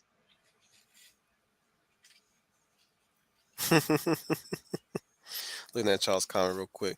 But yeah, thank you also, the Bear of the North, Eloise Dottle. Well, I hope everybody has a good night. And, stay hopeful. That's a nice send off. Stay hopeful. Yes, we need hope these days. You should use that more. Just saying, you should use that more. Anyways, this has been your Wolf Commander Wolf10, your werewolf. Just letting you guys know that I am planning to do merch with my art pretty soon. That's why I've been so dry lately with my artwork so far. You guys haven't seen any updates on the art pieces that I've been trying to do. I know I've been slow on that. Work has been taking a lot of my time, but I'm trying to balance that out. but I do plan to do some merch one of these days via stickers or postcards. But if you guys really want to support me and support my endeavors, if you don't, that's fine. I do have a Patreon in the description. I do have a subscribe star in the description if you don't like Patreon no more because of political reasons. But I do have subscribe star. However, if you're not tight on money in my Patreon, you can tip me for $1. $1. $1. You know what I'm saying? Any $1 is good enough for me. Okay. Now, if you want to just do Any the little bit helps. thank you. Now, if you want to do the basic stuff, $5. $5. I'm a cheap bastard. Okay. Now, if you really, really love me, if you really want to see more hot shit coming your way, $20. That might scare you guys, but whatever. I'm not lowering down that price. I'm sorry. You like porn, you gotta pay for it. Yeah, I'm enabling y'all fucking addiction. I don't care. Y'all fight it out one of these days. I'm not porn anonymous, motherfucker. I'm porn enablation. Fuck it. Did I say that out loud on stream? Yes, you did. Oh well. I'm a fucking furry anyways. They don't give a shit. Anyways, thank you guys for joining us. Be sure to look forward to our review of Tekken Blade and Macross coming into the next couple of months. That being June and May. Macross in May, I believe, and Tekken Blade in June. You're gonna wait a little longer when you get to those months. I'm gonna give you guys time to watch those animes. But I will be doing Basilisk in the future, so be on the lookout for that. Next month, April. We're gonna do anime spotlight Basilisk. I know, Fish, you don't want to be there for that, but hopefully you'll be there for the next anime spotlights. But whatever. Sure. It's been your Wolf Commander Wolf Tan. Reminding you guys once again, you are the UN Spacey. Welcome to the Wolf Fleet.